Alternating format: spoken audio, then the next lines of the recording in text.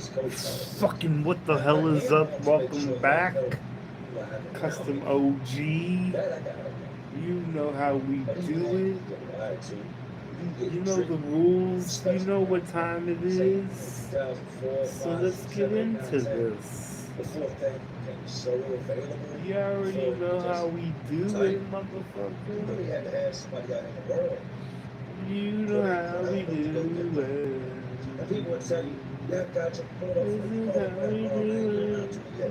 Daddy just found out about you, I got you, call back. And the kids have been bad, I mean, baby was arguing. As long as you're in the streets and do things for you, while you're locked up. And then you find out that this dude who told you you broke into a bunch of houses and stole cars and guns and all these other things is really incredible. You know, being a father, those type of guys in those situations look different for me. Because I know that I would be somebody victimized and open about you. We wouldn't be making these videos and these videos. What's up, Wicks? What up? So I never liked anybody who had real charges. I don't care what your excuse is. Everybody's innocent. Nobody did it. Like I told you, I think I've met 2 guys in all of my time that actually admitted that. Chilling. That's what I'm doing. I just got home. But you never really know Chilling. who you're around. Today I'm going to get into a couple situations of when guys that everybody thought was solid, the papers came out. They got exposed. It's even worse than it's looking at masks. When you're part of an organization or a gang, and they find out that you're not who you appear to be. Not only have you lied to them, lied to everybody else, you've made them look way bad. You've made it appear that they're okay with the weird stuff you was doing that got you locked up. So that's what we're doing today. And the things that happen in New York, everybody being exposed, when the paperwork comes out, when the documents drop. Weird ass dudes in this world. How could you find a child or someone that's not interested in you? How could you look at a person like that? I guess if you're not wild like that, it's not for us to do. But let's get into it. You know how to live it. So that's what we do. Up here, pick my little man up from school. Good times. So a lot of these guys, man, you don't, especially with the quiet guys, the new guys, you don't know much about them. You can look at them, man, looks like a killer. That means a killer. Man, looks like a chomo. That means a chomo. You know what's saying? The basic description of a chomo is really like that. That's the truth. So if you go to prison, 7 counts of homicide, 19 years old, no white group, you better hold your own until you get into your 50s and 60s. By the time you hit your 50s and 60s, just based off of the fact that you're old ass white man, the general census, the general population is going to think, oh man, old white man locked up, yeah, he did something wrong. Let's take it back to the jail. Jail really didn't know why a lot of those guys went there. You guys would come, go, see new faces all the time. The problem with jail is a lot of those cases make the news. So you might be around somebody and not know why that person's locked up. What's up, Stu? What's up, Vincent? And be like, there he is. There he is. And you got to be careful. That's the story I'm going to start off with. This jail I was in at the time, we had a staircase, and they had a higher platform, and that was where the feet were. It said it was row 8. There was all these tables up there. And down at the bottom, you had 3 TVs. And they had these rubber chairs that sat in front of them. And some guys would go sit down there and eat their meals, and some guys would sit up at the table. Sometimes they would do feeding at 6:30 in the morning. Sometimes if they were going 8, might be 7. On this day in particular, it's like 6:30, maybe 6:40. Great child. I'm sitting up top, some two Petersburg dudes and a Richmond dude. Early in the morning, really not making a whole lot of conversation. Over that weekend, a whole bunch of new guys that came in. And I mean a bunch, you're talking 15, 20 new faces. The jail just flips constantly. Guys are always coming and going. It's never consistently the same people, for the most part. We're sitting up there opening up to ask him to do something about trading something on my trade for someone else, like a pancake for his going in, but doing some type of swapping, trying to swap it out with this dude. And there's an older black dude sitting a couple tables over from me, angry ass looking at me. Midnight black, that's black. Freshly poured pavement black, and he was black as hell. Sitting with a group of dudes. Just came in to speak and I talked to anybody. Hey, let's go somewhere fun with AAA. Let's go for a night on the town. No kids. Let's go for a weekend away. Okay, let's bring the kids. But first, let's get this fixed. AAA, membership to go. I saw that my PR got approved, but there was a test failure, and I have become so lazy. Like the moment I'm like, oh, I gotta go with like dope tight and look at test logs. Then you got the dudes down there watching TV. Sitting here, not doing a whole lot of conversations, early morning studies. And I feel the presence of somebody walk behind me, so I look. And it's a younger dude that was sitting down there watching TV. Walks into the table where old Wesley Snipes and said, fires off and drops this one. Start just giving the 1-2s to him, working him over. Not a single word was said.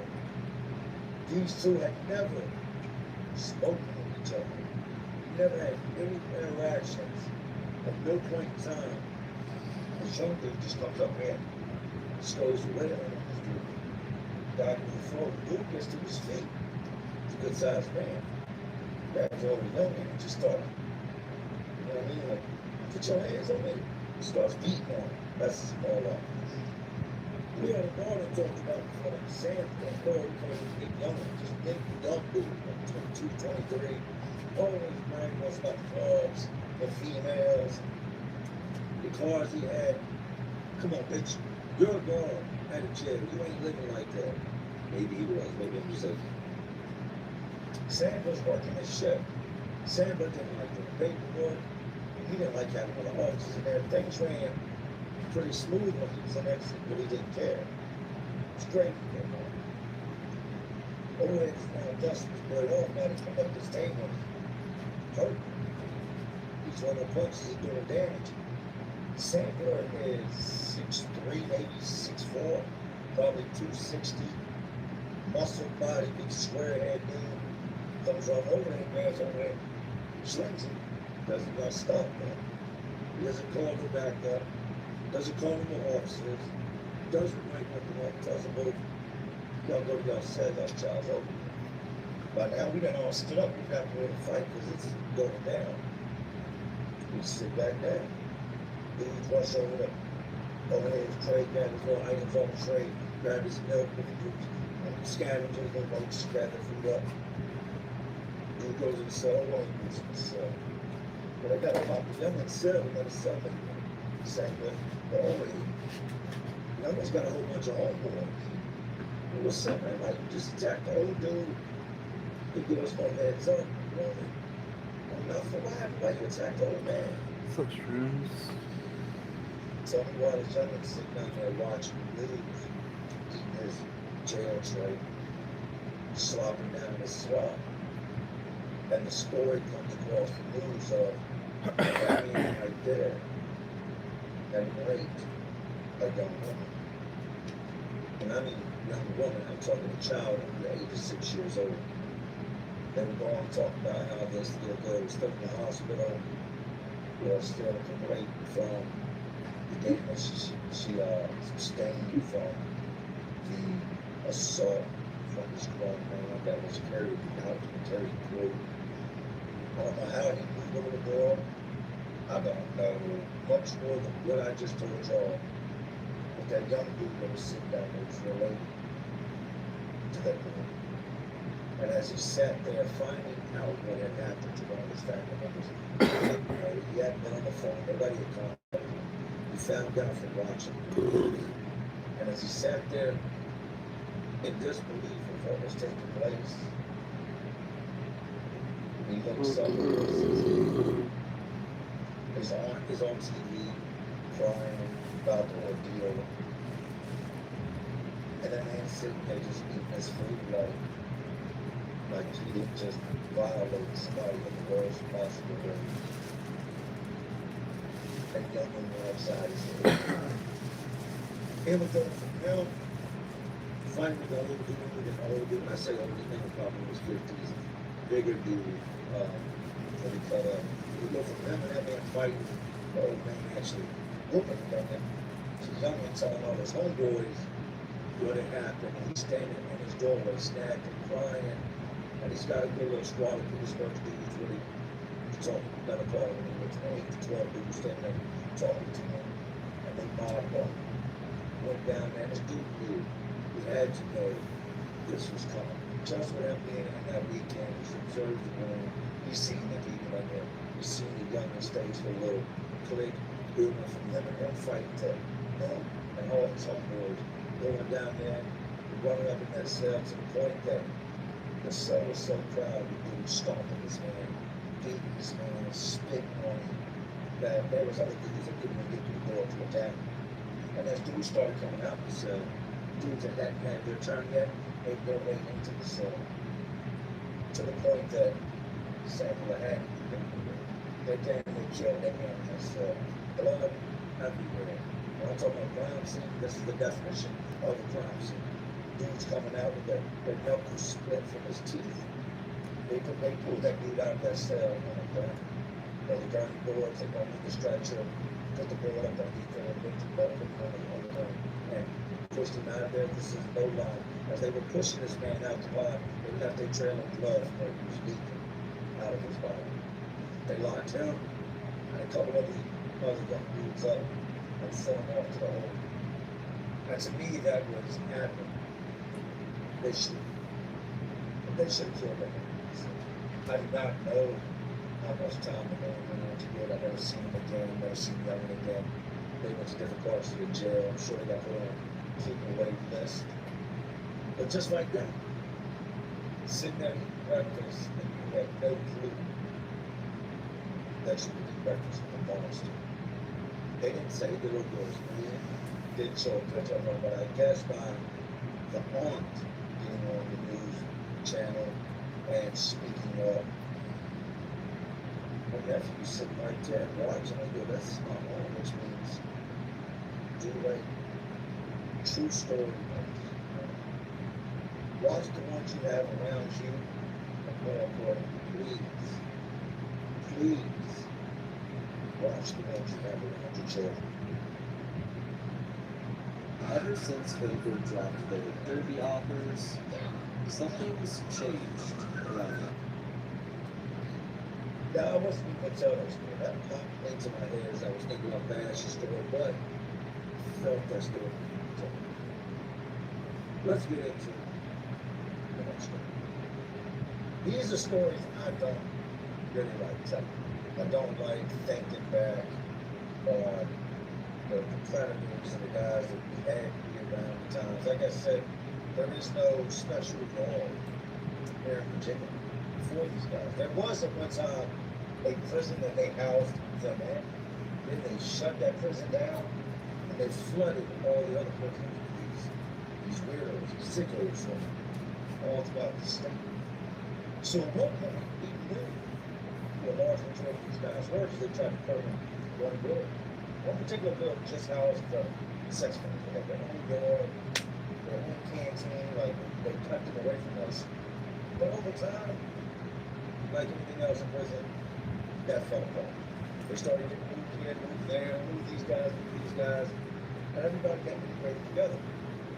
Now people will talk quick about, oh, I would never do another nobody. I would not.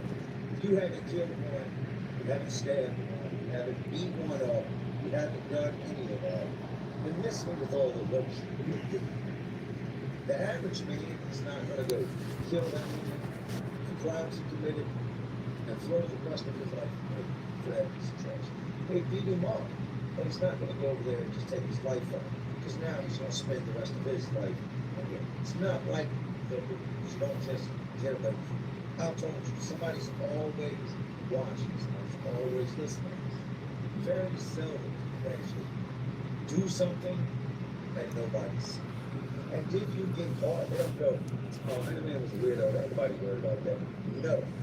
The way they look at it is, that as a human being, you took his life, you're going to take yours, or you're going to spend the rest of yours in there. So before we get started with the story, I want to hear that what you wouldn't do, because you would.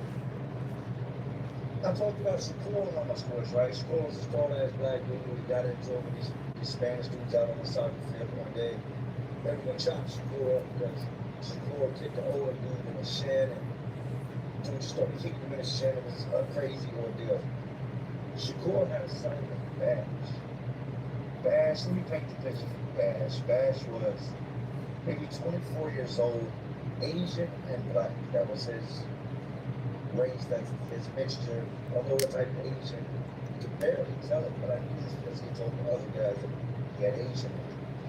Shakur ended up going to the hole behind the ordeal out there on the soccer field with one of the Spanish guys. They were ready to butcher him for messing with Pops, right? We get a blood. This blood has, right?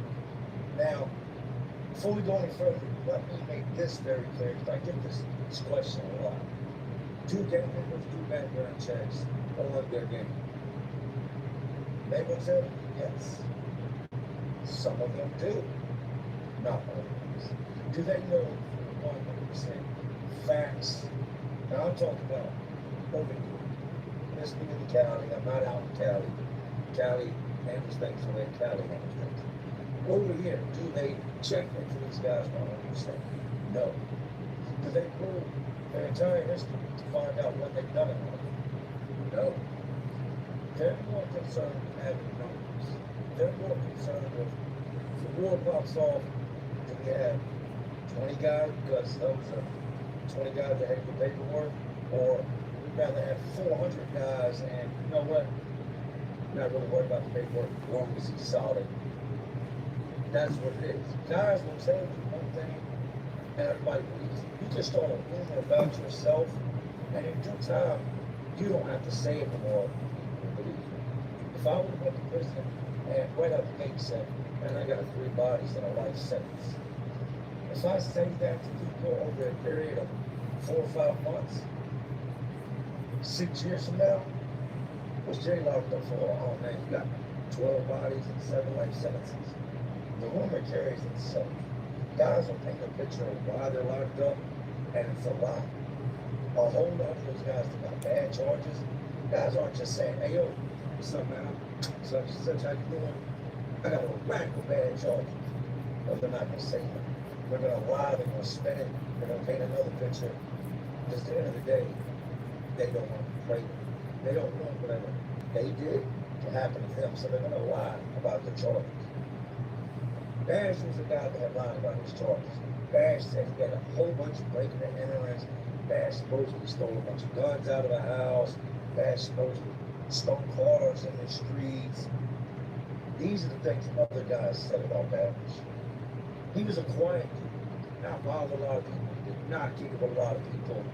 Shakur goes in a hole, and comes his game. Right out the gate, I see what Bash was. Bash was more of a follower. He's not a leader. He's not somebody that was going to take charge. As soon as this dude moved in the cell, I see Bash going to the ice machine and coming back with 2 cups of ice. And these old boys done sitting over there to get ice for himself and him. He's making food. He's doing all these things that got me messed up. And you're like, Martha Stewart, you ain't about to make your food. Bash is making all this dude's food. I knew. You know it. You see it coming. You've done time long enough. You know when a non-affiliated dude of that caliber that's not gangbang is put in a cell with somebody that does gangbang. It's like the clock is ticking until you see him squatted up and all day. because he can't think for himself. A gang is the perfect world for him. Him not being a leader, him not being a stand-up guy, him not being one to take charge. And he fits right in the I'm going to join a gang criteria. Nothing against the gangs, talking about the situation and these type of guys. A whole bunch of stuff transpires, right? These blood groups are constantly coming to it with other groups, whether it's because they would extort somebody and that person would say, man, I ain't having this no more, or they would get to beefing with other gangs, or beefing amongst themselves. There was always something going on within their organization. Picture this. You've got a big new website idea that you was ready to go. Instead of taking months to build it, why not just use Framework? With Framework, designing is building. Prison at times will throw your ass under the bus. They will let everybody else know what you did without letting them know what you did.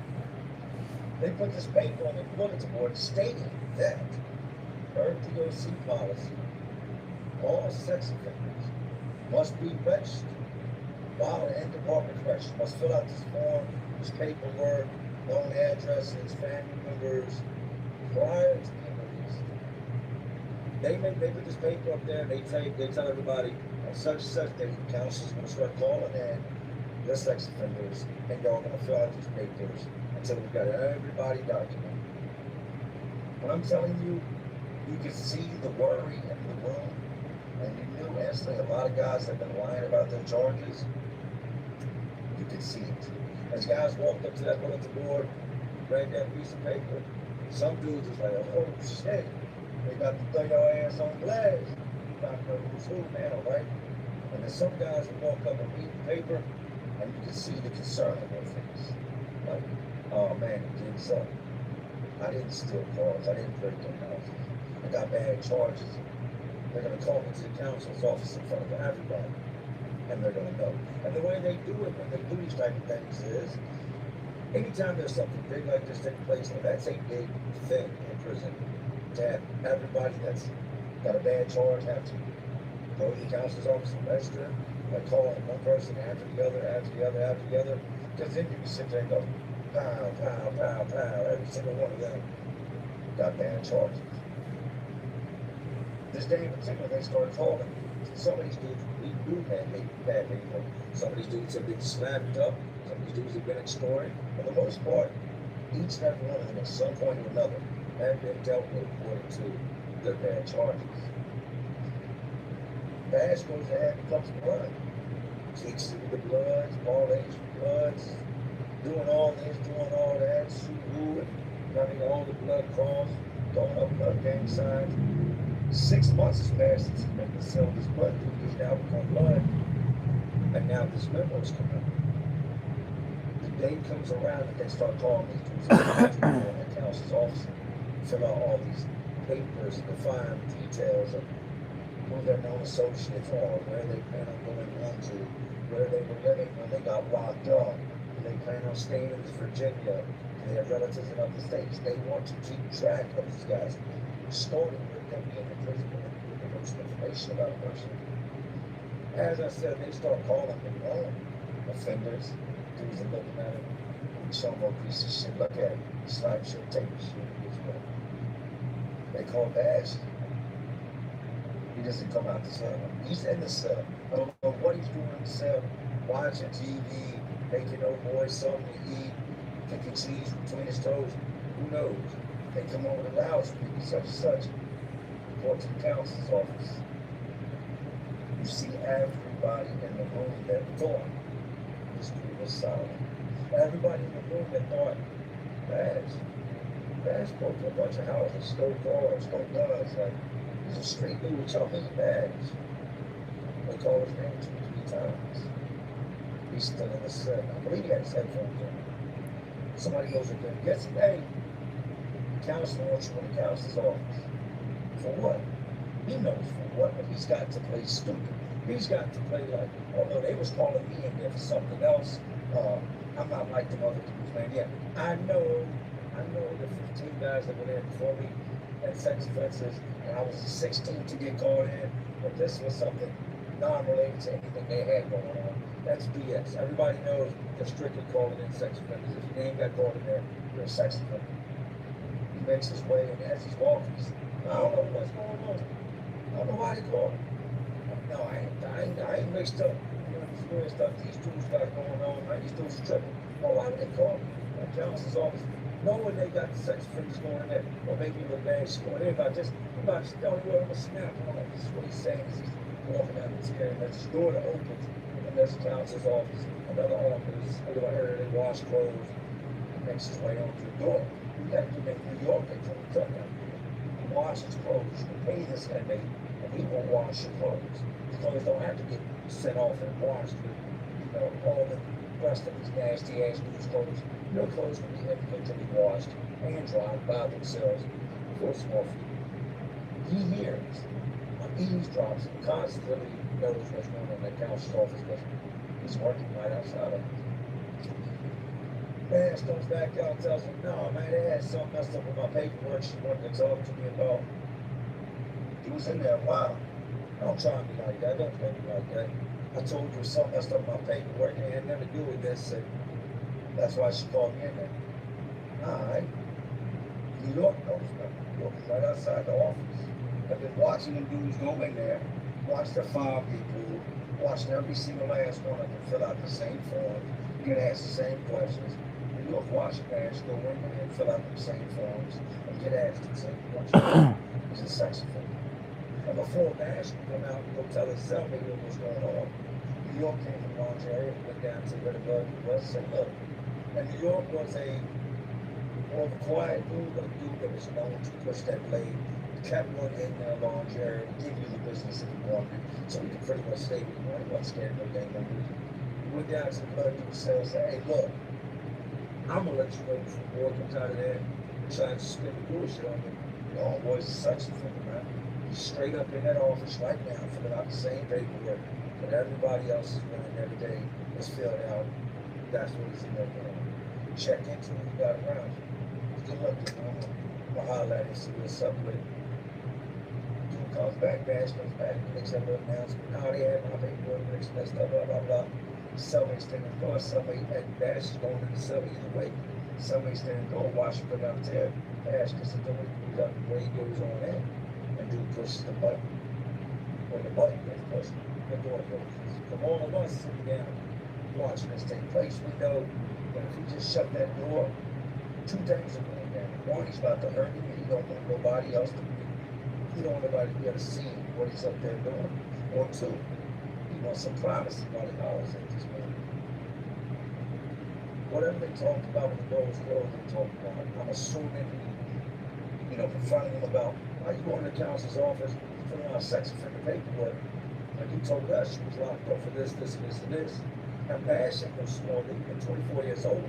He's been locked up like 4 years, maybe 5. I know he got locked up. He got in trouble when he was 19. At this point, he's 24. So he's been down 4 or 5 years. He started hitting the weight as soon as he got to prison. At 19 years old, if you started to steal, you would blow up. Bash has some good size to him. He's short, regular. Dude shuts the door. After about 5 minutes, no fight takes place. There's no yelling, there's no motion. Bash don't go out to cell. Goes and talks to some dudes. Now they have mixed up. I ain't got nothing to do with that. Y'all know better, man. I ain't no sex offender. For the most part, it seems like it's been forgotten about. It hasn't been forgotten about. The dude he's in a cell with has right. I've told you, these dudes get in these gangs at times, and the gang won't know. But once the gang finds out, they do something about it. Like if they find out that you got bad charges, that's when they're gonna act on it. It's crazy to think they would take a convict, I mean, that's locked up's word, because we're all in here from doing wrong. So you're gonna just believe whatever this guy says? They take his word. Believe him, just like anybody else. This cellmate does not. This cellmate calls somebody, gets them a check in on who Bash is, and it comes back real bad. It comes back with Bash's sister actually babysitting a whole bunch of kids. One of the things where they do hair and watch kids out the same house. In other words, unlicensed. I want a babysit company but has no CPR certifications, no nothing, just drop the kid off at my house for $40 a day. Kid's got a place to stay. One of those type of kids. There was a big deal about this. Like this stuff made the media, made the news, was known about. Bash's sister watched a whole bunch of kids from different people, calls herself babysitting these children. One of these little kids comes out and says that he's been touching, talking about that. The parents get involved, police get involved, so then they send the people in to talk to other kids, and come to find out, for quite a while now, this dude had been tampering, molesting, touching people's children. I know, it sucks. There's sick people in this world. He had been doing this for a while. So you're taking your child, you're dropping her off with this girl, and your kid's supposed to walk around and play, eat yoga, do arts and crafts. But she's got a brother that lives in the house that's, I don't know if he was younger when it started, if he got caught when he was just at that age when it just started. I just know that the brother lived there and everything came out. That he had been molesting.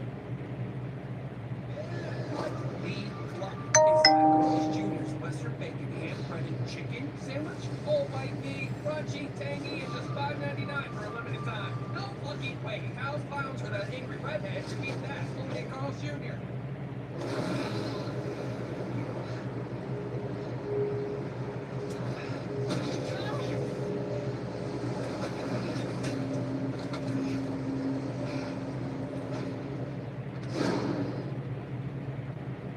All these little kids. Now, I'm not going to say all, but I know it was like 5 or 6 different kids that he was convicted for touching them. Dude gets off the phone and calls me. Now, whenever they would usually once a week call a meeting on the yard, mandatory meeting games had every week, at least once a week. It was just like Sundays, you see the Bloods down there, you see the Bloods squatted up. It was like, damn, is everybody in there? Because it's so many of them that when they click up, you see it. Like, you're talking hundreds of guys all gathered in a big group, and somebody standing in the middle talking. We're all on the yard. I don't know if Bash had any intuition, any gut feeling, but he went out there like he was just another day, not knowing his cellmate. His cellmate had been told a couple of the other people that had something about Bash, about the fact that he was a whole entire weirdo sicko. They get out there and they get to having their meeting. And Bash is front row, standing right up there. His cellmate is one of the ones that wants speaking. He doesn't announce what they're about to do to Bash. It's almost like a bunch of these other dudes knew what was going down to Bash, and no dude's a good name for him to Bash, because they bashed that ass. But he's standing there, and the brother dude's talking. He's looking around at dudes as he's talking about things they need to fix, things within their organization. And one of the dudes is standing next to Bash, just hits him in his face. Boom! Miss Valley grabs him, and they down. He's in the middle of all these people. From the outside, if you're just walking by, you can't really see what's going on, just that there's a tussle going on. They've got Bash in the ground, they're stomping him. I'm talking, jumping up and down, stomping off his head, stomping. Anybody and everybody that wanted to get at this dude got in. Makes his way to his feet, goes up to the gate where the guard's at, waits for him to call gate break. We're outside for 2 hours. Halfway through it, an hour into it, they come and do a gate break. So if you want to go in, you can go in. Now, he can't tell the guard, I'm a sex offender, also a gang member. They just found out, and pretty much everybody's stoned. He's got to make an excuse on what happened. Whether it be classic, I called a Millville while playing basketball, I was running track and field. Whatever it is, he comes up with an excuse. They take him upstairs to the sergeant's office. The sergeant looks at him. He's messed up. He's all type of bumped up. Got lumps where lumps aren't supposed to be. Contusions, cuts, bruises, abrasions. He looks like an entire gang just stomped his ass. He won't tell him anybody. The sergeant knows he's involved with the gang member. So you know what he's going to do? Whatever you got going on is gang. The gang did something wrong. That's why the gang gets charged. So I'm not going to put you in the hole. You're not going to tell nobody. And I told y'all at this time, you're going to tell somebody to check in. You're not going to tell nobody. We send you right back into the violation. Comes back downstairs, dude's already got Bash's stuff rolled up. And he's taking all his belongings, put them in the middle of the sheet, tied it out, and push it out the cell. Go find a new cell. Now, you cannot associate with this guy. Here's the thing about being X'd out as a gang member. It's one thing for them to X you out and say they're done with you.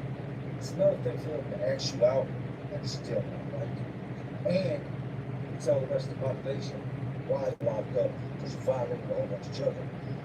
So moving forward, you can't talk to Bash. If you talk to Bash, you are now kicking it with a non-sexual thing. If you talk to Bash, you are now enemies of that gang. So he has nobody watching him heal up. He ends up moving downstairs with an old man. We watch him heal up all the time, eat by himself. Nobody talks to him. He would talk to the other dudes that had weirdo charges. He would talk to the other dudes that ended up going up there and signing the papers. I'll tell you what ultimately happened to Bash. When I left prison, the last time I seen Bash had been turned into, how do I say this? A female. Bash had a man. The only way Bash could, because them blood dudes were just, anytime they wanted something, they went into the front. Made us look bad. Your chokehold. Go down there and slap Bash around and take it from Bash. Hey, Bash got commissary. They go run that bag, go get that bag for him. They would extort him, rob him, beat him up, slap him up at random. And the only way he could stop them is to get up and sure enough better. And the dude probably paid for those. Most likely for that dude to be able to claim Bash as his, we had to go to the gang and say, hey, we'll break off some money.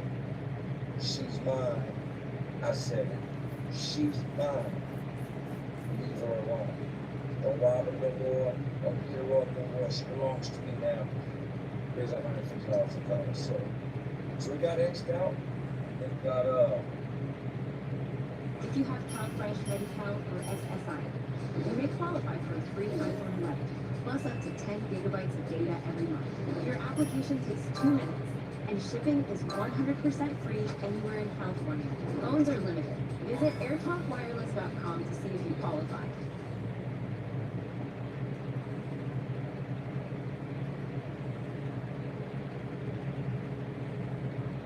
With Bittrex 24 CRM, you don't necessarily have to overcome obstacles and hurdles. You might as well take a shortcut and get to the finish line faster. Sign up now for Bittrex 24 CRM. One flat price for your entire team. turned out. It's crazy when you look back at these things. If you're one of those weird dudes, you watch right now, if you got any inclination or bright ideas that you're gonna violate somebody, mess with somebody's child, hurt a woman, hurt somebody, stop. First of all, don't. Secondly, there's a place for you. There are people that cannot wait to give you what you deserve, if that's what you do.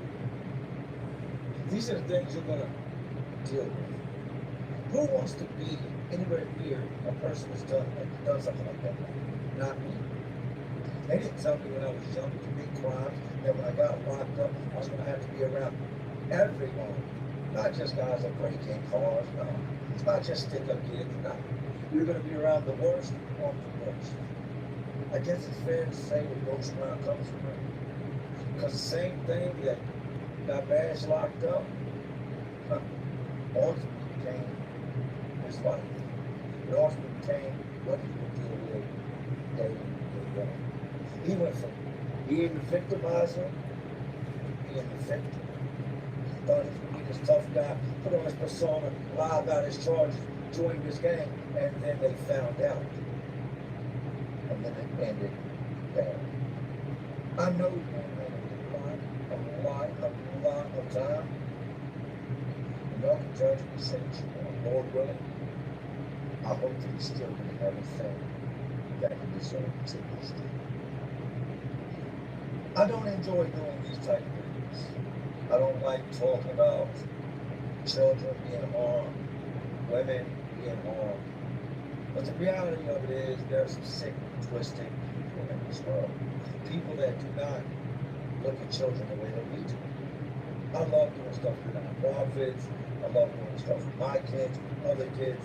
It's beautiful to see children just grow up and just be kids. Like, I missed so much of my childhood that I lived my childhood through my kids and through other kids.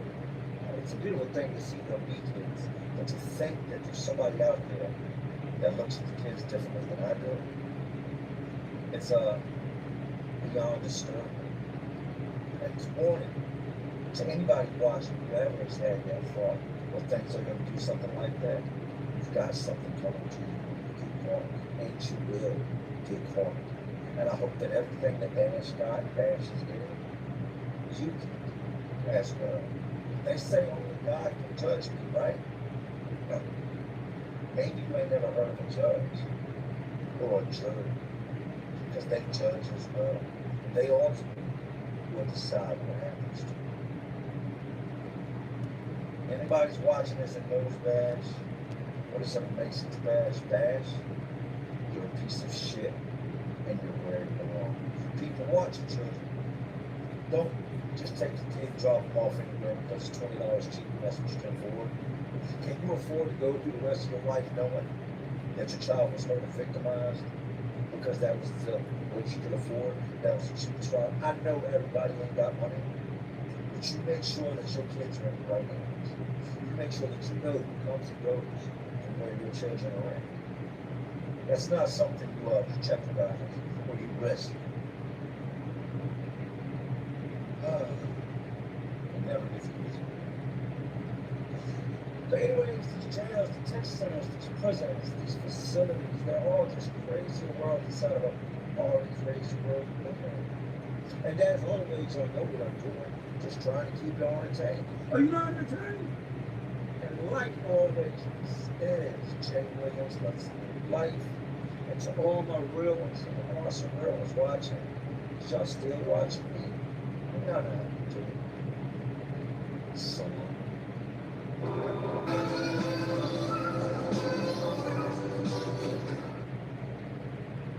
We give up so many freedoms as a service member when we deploy that 99% of the country just doesn't know. Every time I choose to help a military person, I get the opportunity to stand for something greater than myself.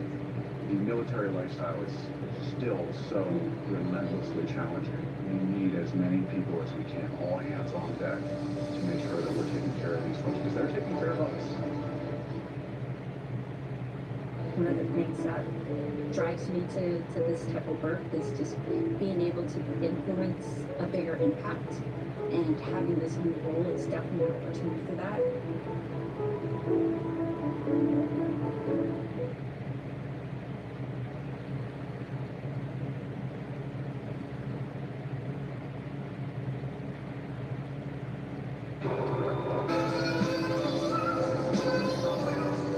You already know this. Jay Williams, Let's Life, and we're back.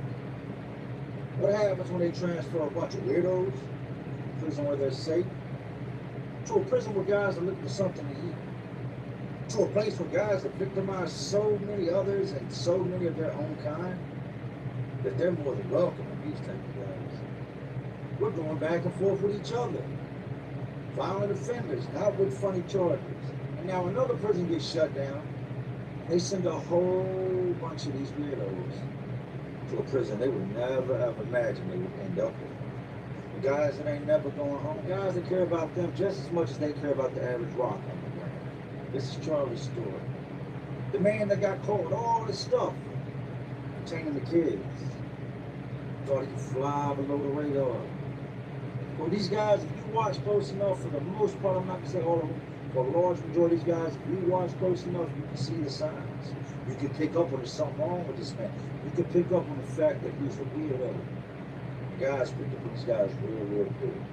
Now, upon getting here, they thought they were gonna be in this one particular building and be safe while they were there. We all know how prison works. It's only a matter of time before you get put out that building into another building. Well, they need this building for something, and start moving guys in, they'll get scattered amongst the compound. And then they get to scattering like roaches. The lights come on. What do you do with the roaches when the lights come on? Step on them. Eliminate them. That's today's story. Charlie, the guy with super bad charges, that just looked like he had super bad charges, and his cellmate Ace. As y'all know by now, it is Friday. Time to get this money, time to get paid. Before you do that, tune in. I hope you enjoy today's video. With all that being said, you know how to sing it, you know how to live it. So, let's relive it. In 2009, Anastasia, Virginia, Department of Corrections did something none of us seen coming. They shut down Brunswick Correctional Center. Now, what they won't tell you about Brunswick is Brunswick mostly housed offenders, guys with bad charges, guys that had preyed on children, guys that had preyed on women, guys that they knew if they put anywhere else in the state of Virginia in a prison system, level 3 or higher, it was going to be a very bad day. That guy was going to walk in, he'd walk in as a tight end. And he'd go out of here, wide receiver. Oh, y'all heard me, he went from tight end to a wide receiver. But they shut this prison down. And I've talked about this in the past. I think I did one other video on this. And when they shut this prison down, they shipped these inmates all over the state of Virginia. Anywhere they had an open bed for them. They took an entire building at Greenfield Correctional Center and emptied it. Started shipping guys off. You're level 3, but you're borderline level 2, we're going to let you go level 2. Get them shipped. You're level 3, but you've been doing bad, you're going to level 4, get them shipped. They started getting guys about it until they got this whole entire building. 344 beds available for these new guys coming. Now, they would gate off this building to keep them separated from other inmates. They had their own rec yard. They went to chow by themselves. They also had some mental people that came from Brunswick, so they couldn't even get soda cans. They started giving them the soda bottles. These guys were very easy to spot when they first got there because they wore blue shirts like everybody else, but the tip of their collars were orange. So you got an all blue shirt on with nothing else orange on it except the tips of your collar. Now, they didn't take all these guys' shirts when they first got there. These guys were trying to throw these shirts away, putting in the property, give me new shirts, everybody can see what I am. And that would work for a little while. But then, as I said, over time, prison changes up. Prison's constantly flipping, it's constantly changing. Administration is constantly trying something new. All right, we don't have a big enough building to hold all the whole inmates, so we're going to turn this building into a whole. All right, we need to do schooling. We need more schooling. We need more funding, more grants. All right, we're going to turn this whole building into just inmates that are going to school. This is going to be all the inmates in this building that work inside. In due time, they clean this building out. And these guys start going all over the compound. And you see it. You see a large influx in men going from being men to men becoming boys. Meaning you came in here with a beard. You came in here, Mr. Grizzly Adams. Now you're walking around with your face shaved, with Skittles rubbed on your lips, with some tight-ass jeans on. Somebody did to you what you did to somebody else. Somebody has now made you a victim. But it wouldn't be until the end of 2010 when I met Charlie. And I saw Charlie before I ever met Charlie. I would see Charlie walking on the boulevard. At the time, they had him in separate building. They had him down in 9 building, where things were a little more laid back at this point. That building had become like what you would call the honor building. If you just had the best conduct, you could lick groups like no other. You was this, you was that. Oh, they would put you in that building. Originally, he's in that building. And we see those guys when we go to chow. We see those guys when we go to visitation. We see them on their yard, yada, yada, yada. We would see them. You're not going to miss anybody on your side of the compound. You're going to see guys. And I would see this guy at times standing in the field calling there. That's where you go get your medication. If you're on medication for treatment, you have to continue to take your medication in prison. That's where I would see Charlie at most times, just standing at that field window as I was going to chow. And you couldn't miss the dude. The dude's 325, 350. Big old boy. I'm talking just, I don't like to fat shame nobody, but Charlie was a despicable human and a piece of trash human being. Charlie was just a big old fat ass. That's just, that's not a shot at you, not a shot at anybody else with some weight issues. But due to what Charlie's charges were, to hell with Charlie. Charlie was a fat ass. So once again, they come in where they start switching things up. Now they want some of these guys out of Nineville. Now they want to mix them in now because guys are like grievance. A grievance is when you don't like something, you want to complain, so you write on a piece of form. It's a grievance. Guys are now writing it up. We don't think it's fair that these guys down there get special treatment. We don't think it's fair that they get to do this. Guys are like little girls in prison, always crying about something. So what do? They break up the honor building. And they start sending guys here and there. I will bring some down here. In comes Charlie. Now, I didn't know anything about Charlie. I didn't know Charlie's charges. I didn't know Charlie had come from Brunswick. And what I did know is that just looking at Charlie, if you could draw a picture of what one of those offenders that likes to mess with women or children look like, Charlie is the poster boy for that. 100%, you're not going to get a better image of a man that looks like he did that than Charlie. So they put a thing on the bulletin board letting us know that a bunch of people in our building are going to be moving out. If you work this job, or this job, you're going to move out. We've got guys coming from down there and over here in the swap. We're going to swap things up. We're going to mix things up. Be on the lookout for being. If your name gets called, you got to go. One day after child, that's exactly what they do. I'm expecting to go work my little maintenance job. I'm thinking they're going to call my name, they're going to pop my door. Nope. They tell everybody lock back in this morning. We have movement going. If your name gets called, go ahead and pack your stuff up. We'll give you a new bed assignment, a new building, your housing unit, and you got to go. So now you see everybody at the door. Damn, you've been in here a while. You know guys. You've made friends with these dudes. You got to go down here to another building and start all over again. You might not really know nobody. So throughout the morning, they would move 20 plus inmates about our park. Everybody's standing there. Every time they call in, whose name they call? They call, my name called my name. Who's getting nervous now? They're getting scared. 11 o'clock. This is now all ended. All these guys are now gone. Now what are we waiting on? The new guys to come. Well, they now sent all the guys out of our building. It was no longer going to be there. They're sitting down there, and they got all these guys out front of the Sally Port just hanging out. Short time later, they pop the door. Guys start coming in. They start telling them, hey, you go to sell such and such, you on the bottom bunk. You on the top tier, you go to sell such and such, you on the top bunk. And so on and so on until everybody had their better. So I'm standing at the door watching people come in, hoping that I know somebody, hoping somebody that I typically just got brought in here because they took a couple dudes out of here that I actually like. That's when I would see Charlie in the pod. Can't miss Charlie. Charlie is just, he's a blob. That's the best way. He's got those big calves that look like they belong on a woman. Just big pinkish white calves. The rest of his skin is pinkish white. Doesn't look like he's ever been in any trouble in his life, but he definitely looks like he belongs here. Year after year being in prison, you see these guys in the first you think, he doesn't look like he did anything wrong. Most of those type of guys don't. That's how they trick their victims. But he comes on in. I watch him, I'm watching other people, and I'm watching where everybody goes. Charlie goes up the stairs, and I'm looking, I said, oh, they're not about to put him in this. They're not going to, he's not going to stay with Pakistan, that's for sure. He ain't about to go in the cell with Native T, that's for sure. They just put him in the cell with Ace. Now, I've talked about Ace in older videos of mine. Ace is a lifer. Ace told me, I'm not going to say one of the most disturbing reasons for a person to be in prison, but it definitely brings up there that he took the life of his girlfriend's parents over an argument over a 6-pack of sodas. This is not cap, this is not a lie, this is 100% facts. They went to the grocery store, he gave them the money to get the sodas, they didn't get the sodas, an argument ensued, and whatever happened in that kitchen or living room that day resulted in a life sentence to 2 people gone. Ace is one of these guys, he worked his job all day, every day. He did not bother anybody. He got married since he was in prison. Ace is one of these guys you don't mess with. He's just a big dude. Like a lot of dudes in prison, he's naturally a big dude. Ace is a 6'2", 6'3", white gorilla. Doesn't have no tattoos. He's got the skullet. He's got the drop top, no hair on the top, hair on the side. That's a cat comb, but he's a big dude.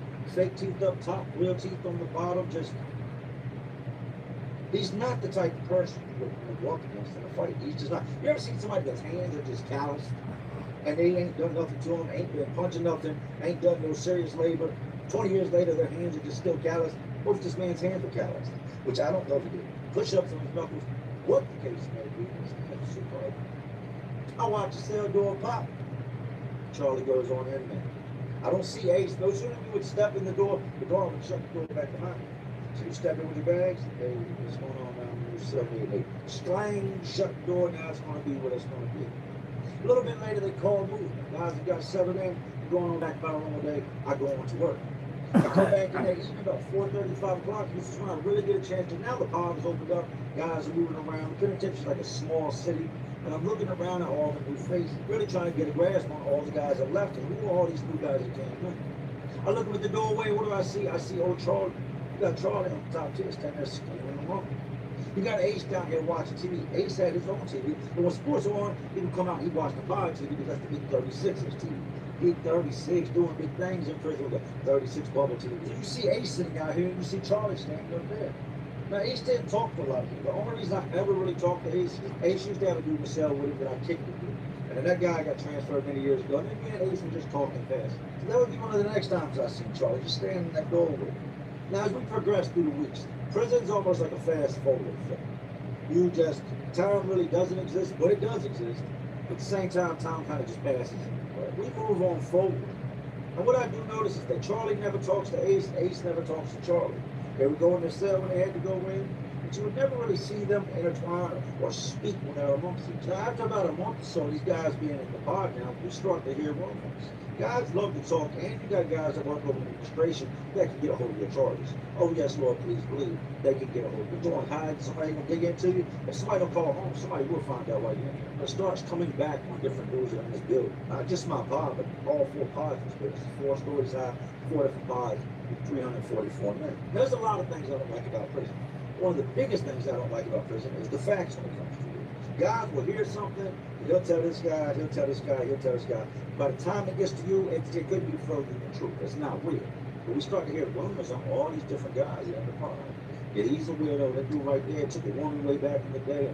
And this guy right here is convicted of this. And then they get to Charlie. Charlie's got all his victims, children, lots and lots of them. They got it in his phone, got it off his computer. The man ain't been locked up long. Yes, it's a whole rankle. Charlie made the news. Charlie's in the newspaper, on the television. Like, people are validated seeing Charlie, knowing what Charlie's locked up for. Other people from the jail, remember his charge for why he was going back and forth to court. He's a human being. Guys like this should just rub you along with them. You shouldn't feel comfortable. You shouldn't like them. Only God could judge me, that's what they say. Well, we ain't in heaven, we're in prison. And in here we judge. So the rumors about Charlie start floating around the pond. That he supposedly got all these kids and videos of what he did. That she's got all this time. And I know it's a matter of time before somebody does one or two things. Just get zaddy on the strength of just make you hurt, make you feel my pain. Or somebody decides, I want a 300-pound plus girl. Whatever the case is, this is going to end bad. Now I start seeing dudes talking to Ace that don't usually talk to Ace. These same dudes have been gossiping, talking about this, and talking about that. They're not just telling other inmates, but they're going to these guys' cell parties. Hey, now you know the guy that got in the cell who's got bad charges, right? I mean, look, I'm not trying to start nothing. I ain't trying to tell you to do nothing. I just thought you want to know who you celled up with, who you got sleeping in the cell with you, who shares your space, breathes your air, is in your way all the time. Yeah, that dude's a Mo. Documented Mo. Here's his name. Have your people check him out. Have your people look into him. The guy's a Mo. He likes kids. After all these rumors start, things get real weird between Charlie and Ace. You would see that if Ace was sitting in the bar watching TV, he got up and he went upstairs to where the cell was. Charlie would come out the cell, lean on the rail, go sit down at the table by himself, and Ace would shut the door. My only guess is that he told him, if I'm in the cell, you get out. We're not going to be here together unless we have to. But anytime you see me come this direction, get out the cell, stay out the cell until I come back out. There'd be times Ace would go in there and go to sleep for 4 or 5 hours. And the whole time, Charlie would just sit out there like a puppy, looking up at the door occasionally. Looking up at the door occasionally. Steadily looking up at the door occasionally. Just hoping that Ace would come out so he could get out of his day room, but he knows people want to get at him. Now for other inmates, you know who we expect to handle this guy? Him. He's in a cell with you. You have a life sentence. You're never going home. There's no possibility of you going home. You're never going to make the road. You got life plus hundreds of years. And the president said everybody's free to go. Your ass will still have to stay, Ace, because you can't leave. Ace is never going home. So naturally, everybody expects that when this happens, Ace is going to be the one to take care of Charlie. Now, y'all bear with me. After I tell this story, I'm going to get into more about Charlie, Charlie's charges, who Charlie was, and so on and so on. It's a grown-ass, big-ass man like that. It was preying on kids out there. And you would see the tension start to build. To where Ace even looked up the cell, Charlie was still up there, and Ace got up. Charlie would immediately leave from the cell. Ace goes in the cell one day, Charlie grabs his shower stuff, goes out, goes down there, hangs it on the shower, goes back to the cell to get something else, and another dude goes in the shower, takes Charlie's stuff, and throws it on the floor.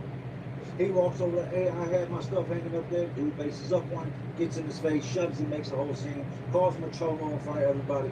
You don't get first on nothing. You get in where you fit in. I got the shower. If you don't like it, come over here, we'll handle our business.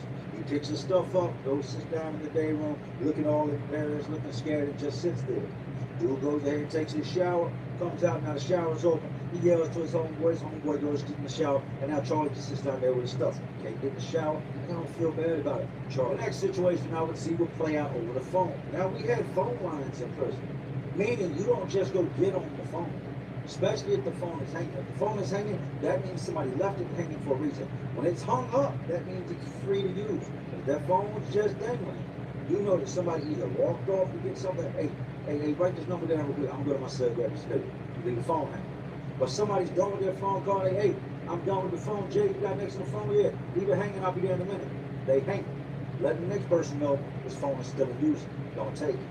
You see Charlie sitting down in the bar one day and he keeps glimpsing over the phone. And what does Charlie do? He decides he's going to call home to the people that care about him. He makes his way over there, picks the phone up. Hello? Real timid dude. Hello? Hello? Making sure nobody's on the phone. Goes ahead and hangs the phone up and starts talking. Now, at this point, we had a big biker dude in our pod named Terry. I think I've talked about Terry in the past and the whole TV situation. Anyway, we've got a big biker dude in our pod at this time named Terry, who sees him on the phone. Terry's not about to use the phone. Terry don't even got to get on the phone, but nobody wants to mose on the phone. You don't get the same things we get. Sorry about you, luck. Terry make his way down to the phone where Charlie was and tell him nicely, hey, hang the phone up. And he looks at him, hey, hang the phone up. Huh? That's my phone, hang the phone. But the phone was hanging. Terry calmly looks at the control booth, looks around at everybody else, grabs the side of Charlie's head, smacks it on the side of the wall. Bow! That's where the phone shoves him out the chair, hangs the phone up, drags the plastic chair back over, puts it against the wall, tells him, don't touch the phone.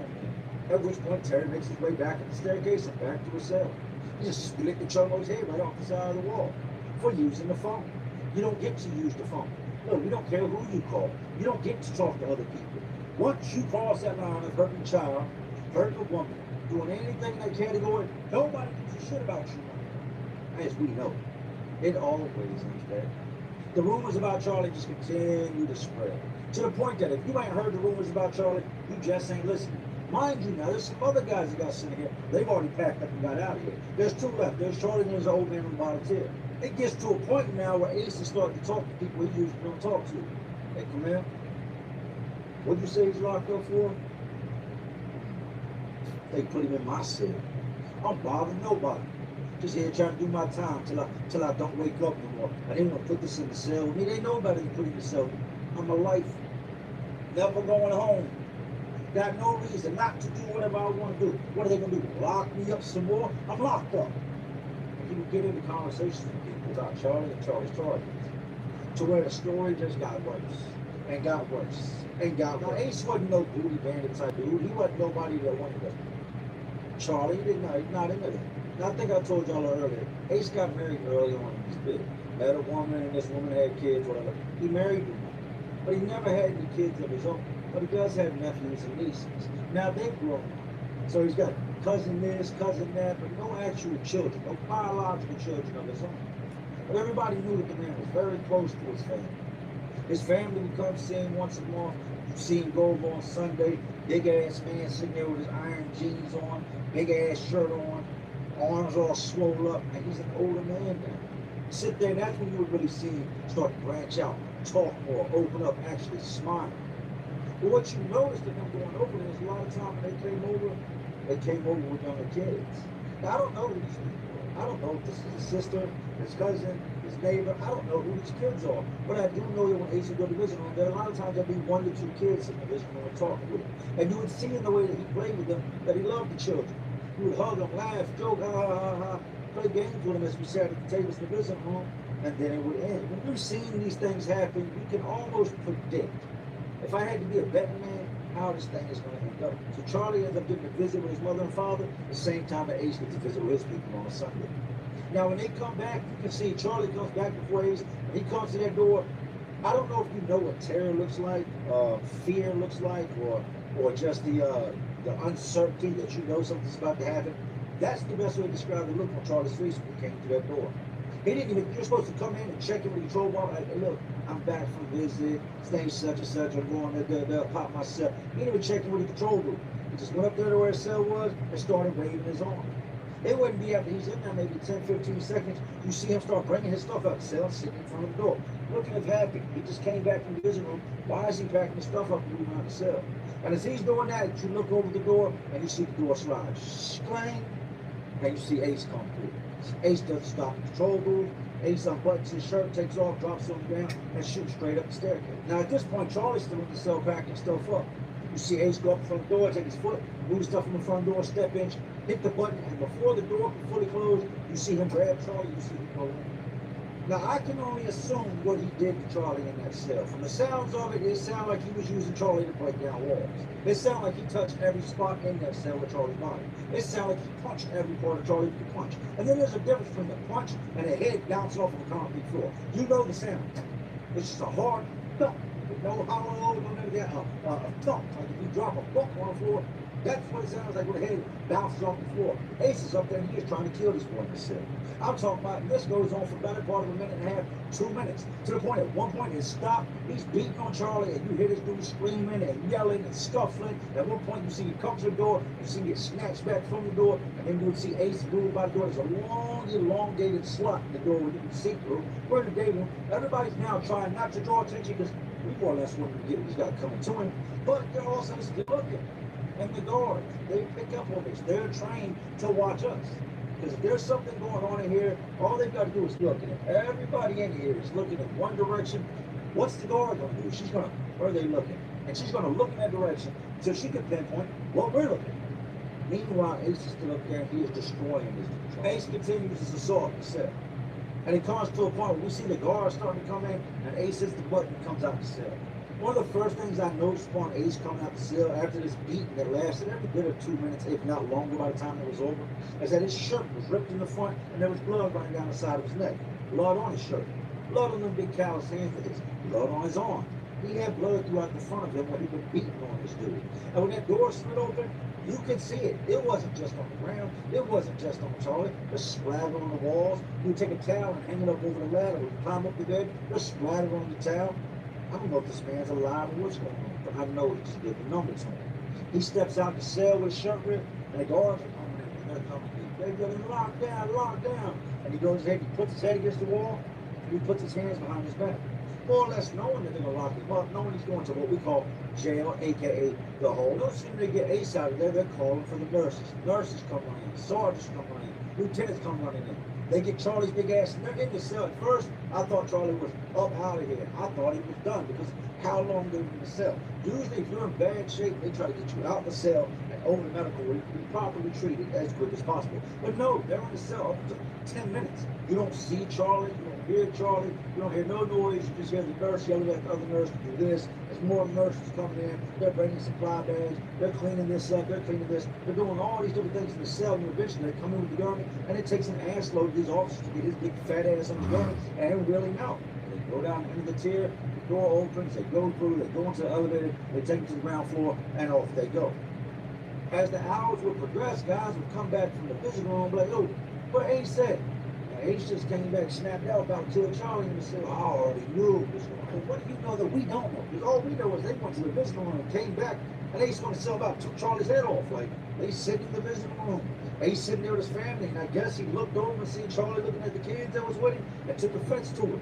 Snapped down the visiting room. They got in between it, ended both of their visits, sent Charlie back, waited till Charlie was on his way, and held Ace back. I can't believe they sent him back in here. I can't believe they let him come back to where Charlie was. He was legitimately trying to tear him apart in the visiting room. Hold on, so let me get this right. Charlie's looking at Ace's family, the children of Ace's family. Ace sees it, flips out the visiting room, guards get between, send Charlie back, keep Ace a little longer. No sooner than Charlie's gone, they let Ace go through too. Yeah. Now you know the beating is bad. They bring somebody out of a cell, and as people are choking him on a gurney, the other nurse is standing there, and she's got a towel on the side of his head, and she's trying to hold together whatever it was Ace did to his head. So now he's up out of there. Now the cell is empty. We would fast forward, I would probably say another 60 days, Ace comes back. For whatever reason, I don't know if Charlie didn't tell, because Ace didn't get into much detail. He wasn't a big talker. I don't know if Charlie said he didn't do it, because I guess you have to put some type of statement. You got to say something happened. Maybe the guard said, we're not shipping him. Good for you. Who knows? Or whatever the situation is. Ace comes back. Ends up moving into a cell 2 cells over from him.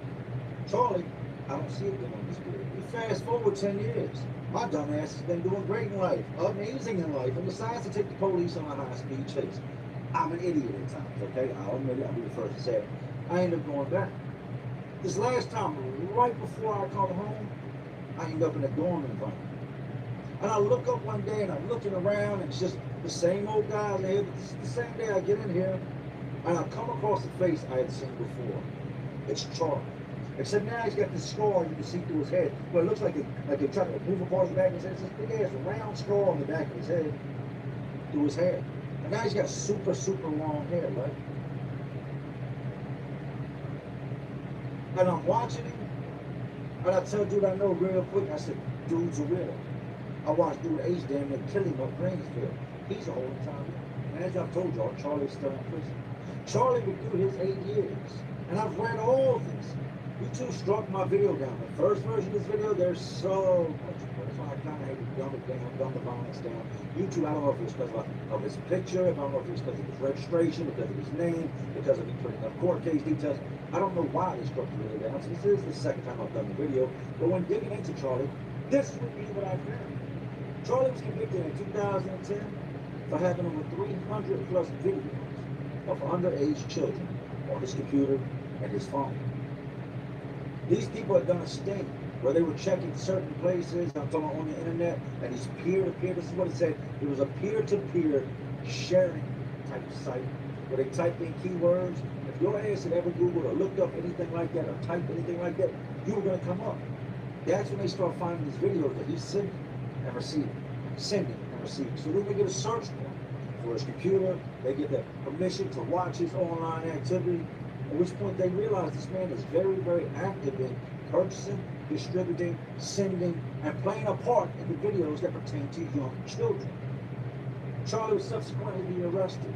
All of his devices are seized. At which point they realized that out of these 300 videos that's on his computer, the majority of the children on the computer are still missing. These are children that have been trafficked. Children that just came up missing somewhere, suspected to be no longer alive, not knowing where they're at. They start looking, they're like, that is such and such, that's such and such, that's such and such. So Charlie is directly in touch with people that are responsible for human trafficking and the trafficking of children and doing some of the most heinous things you could ever imagine to a child. And you know what Charlie got? 8 years.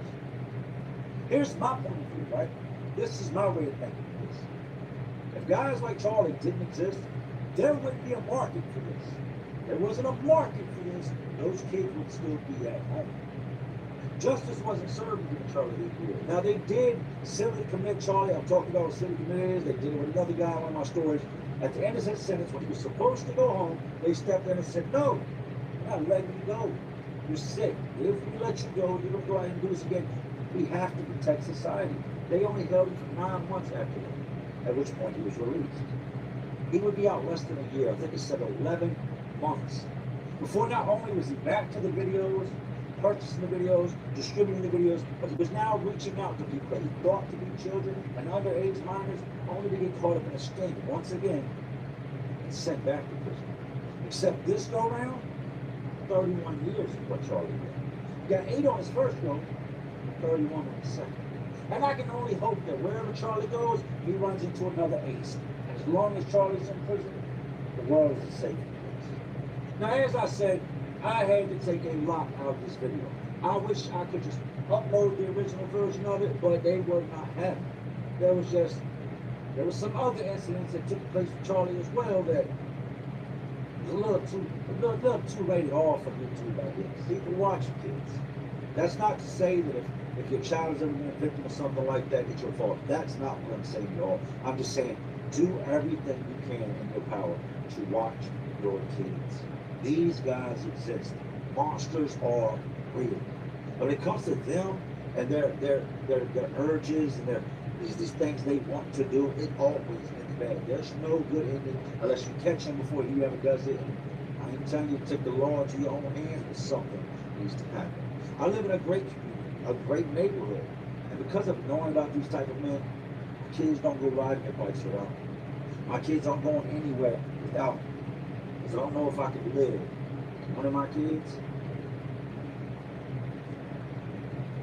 ending up in one of these stories. Charlie, I hope you enjoy your 31 years in prison, you despicable piece of trash. To Charlie's mom and dad, I highly suggest, I'm sure y'all see this, that you stop going to see Charlie. I know parents' love is different, but I want you to put yourself in the shoes of all those other parents that don't get to go see their kids. 300 plus videos. And most of those kids still report missing. Do you know how crazy that's got to be for an officer or somebody doing an investigation to be looking for a child or to see these pictures come across their desk and then go through somebody's phone, through somebody's computer one day and say, I'm looking for this child. I'm looking for this child. but then the IP address comes back overseas somewhere, comes back over here. You got this man in custody who knows where he's getting this stuff from, who has a good chance he's communicating with these people. He just, I don't know. I didn't do that. That must have been on the computer when I got it. Okay. That scar must have been in your head when you got to prison. That shower incident, yeah, same thing. I do believe that if Ace would have been in that cell maybe another 20, 30 seconds, the story would have been much different. He did, but the court should have did. He tried to take Charlie up out of here. He just needed a little bit more time. Just a little bit more time. This would have been a completely different story. Well, Ace would still get stuck with a life sentence. They got tournaments. But anyway, these streets, these jails, these prisons, they're all just crazy world. Some of all the crazy world we live in. And there's always, you know what I'm doing. Just trying to keep you entertained. Oh, you know what I'm saying? Like always, this is Jay Williams. Let's Live Life. To all my real ones. And all some real ones watching. You're still watching me. And y'all. Salute.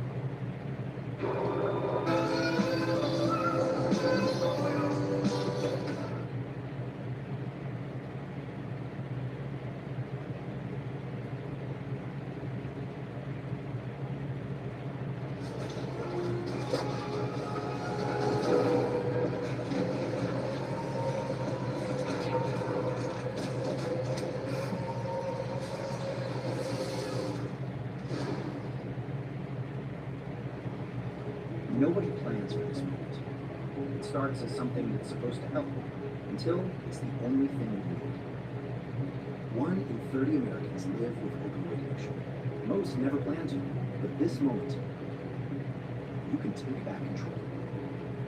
With QuickMD, you can connect with a doctor online as soon as today. Visits are affordable, and there's no insurance required. Get started and book a visit today at quick.md.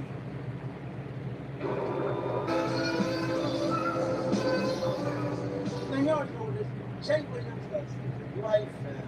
But getting that back guard in prison, having a guard on the payroll, being the inmate that's doing it, or the guard that's breaking one of the biggest laws you can break is being a correctional officer.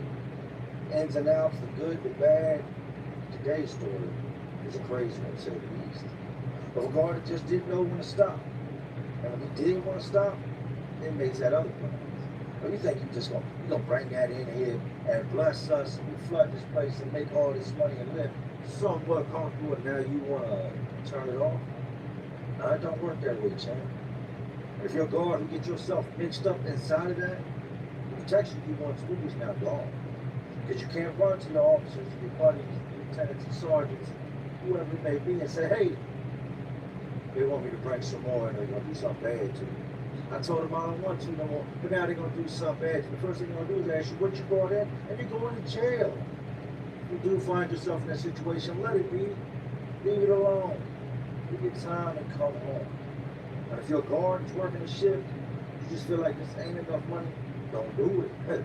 Don't do it. Your ass is gonna go to jail. You're gonna end up being one of the people that you're supposed to be looking over. But enough of all that. Let's get into today's video. You know how to see, you know how to live it, so let's relive it. Now, if you're watching this and you're an ex-con, or you're a correctional officer, or an ex-correctional officer, I think we can agree on one thing. Guards come and go. Correctional officers come and go. You'll see them one day and then poof, they're gone with no explanation. But you know you got new guards coming, new guards getting hired on. And as the years have progressed with these guards just quitting these jobs, it's a very high stress environment. They start to hire anyone.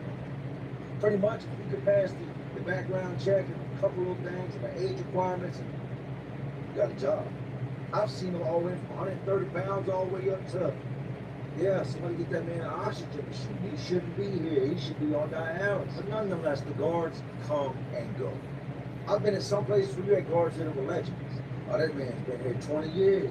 They like to say, oh, we locked up just like you. No, you ain't. Stop it. No, you are not.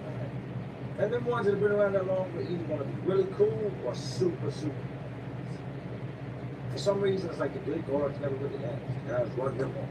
But one of these places I was at in particular, and I'm going to leave the name of the place out, I'm going to switch up the guy's nickname. Just for certain little details in the story, I got to leave some things out. So I'm at this one prison, and the level of violence there is just through the roof. Aside from knife attacks, just day-to-day fist fights, and then the extortion taking place, and the robberies, and it even gets worse when it comes to man-on-man violence. It's a very bad place. A place that I heard one guard tell another guard, he said, this place will either make you an alcoholic or an asshole. But you're gonna be one of the two. You might be both. I'm both. Well, I said that. It just kind of always stuck with me. But we could not keep a guard to save our lives. So they started giving these guards, a 21, 22-year-old guard that is absolutely just nobody in the real world. You can tell the way he carries himself, the way he acts, he doesn't really demand respect when he talks. You can tell this guy is just, this is where he has the most power. These guys get on the verge of quitting, and when they do, they come in and say, oh, whoa, whoa, don't quit. We're already understand. If you quit, I'm working crazy overtime. We're just going to make you a sergeant. Yes, that title alone makes these guards want to stay. But at this point in time, that wasn't working. A lot of these guys had never really seen real violence. A lot of these guys were fresh out of high school, and now here they are walking amongst men. Some of the men in here are 4 times as old as they are, and they're supposed to be looked at as a figure of authority. It's not going to happen. So needless to say, we stayed with a fresh batch of young guards that didn't know up from down. They were always caught in the middle of something, trying to write this charge, trying to be cool with this person, just trying to find their lane within DOC. There's an officer involved stabbing. A bunch of officers quit after this guard gets stabbed just because of, I guess you would say, how brutal the stabbing was, how violent the altercation was, and just the whole thing was just gruesome. A lot of these younger guards quit. So now we know, the prison short staff, we're not coming out the cell, we'll be locked down, and eventually they'll bring new guards in, and when that happens, it happens. So be on the lookout for the guards. Now, when you're on these lockdowns, you're going to spend a lot of time at your door. Because you can only be in a cell looking around and doing so much before you go stare outside the door to just see what's going on in the day room. You hear some keys, you're looking. You hear a door, you're looking. You hear somebody yelling, you're looking. Everybody's always looking. So sure enough, like I've seen, God knows how many times before, they do the run through with the new officers. I hear the doors open, I hear talking, I hear familiar voices. The sergeant is always in there. That's super loud. He's talking to these new officers that he's bringing into this prison setting, walking them through our fine upper tier, lower tier for the first time. Now, mind you, once again, a lot of these are younger adults, very young. We're talking 18 to 25 years old, male, female, of all different races. This, I think, would be a major shock to anybody. You went from being safe, the comfort of your car, your home, you get dressed, going to this new job today, only to be surrounded by the worst that society has to offer. People looking at you like you know for a fact that if they can get to you, they do something real bad to you or to each other. And I used to actually like when they bring the new guard teams. It gives me a chance to see what people are wearing on the streets. They don't have uniforms on. They're still in their street attire. So I get to check everybody's feet, see what type of jeans people are wearing. Like, how is fashion changing all this time that I've been locked up? And let's not beat around this part. There's females mixing that with. I'm in a strictly male environment. With most of the female guards not really being much to look at, but you'd be surprised how different woman looks from being in her DOC uniform to her street clothes. You better pay a little bit of attention to what people come through, as I did. I scanned this group of new officers, and nobody really stands out to me. There's no females in there. It's like, damn, look at her. Guys in there that look like ball breakers, like they're gonna be down on top of you.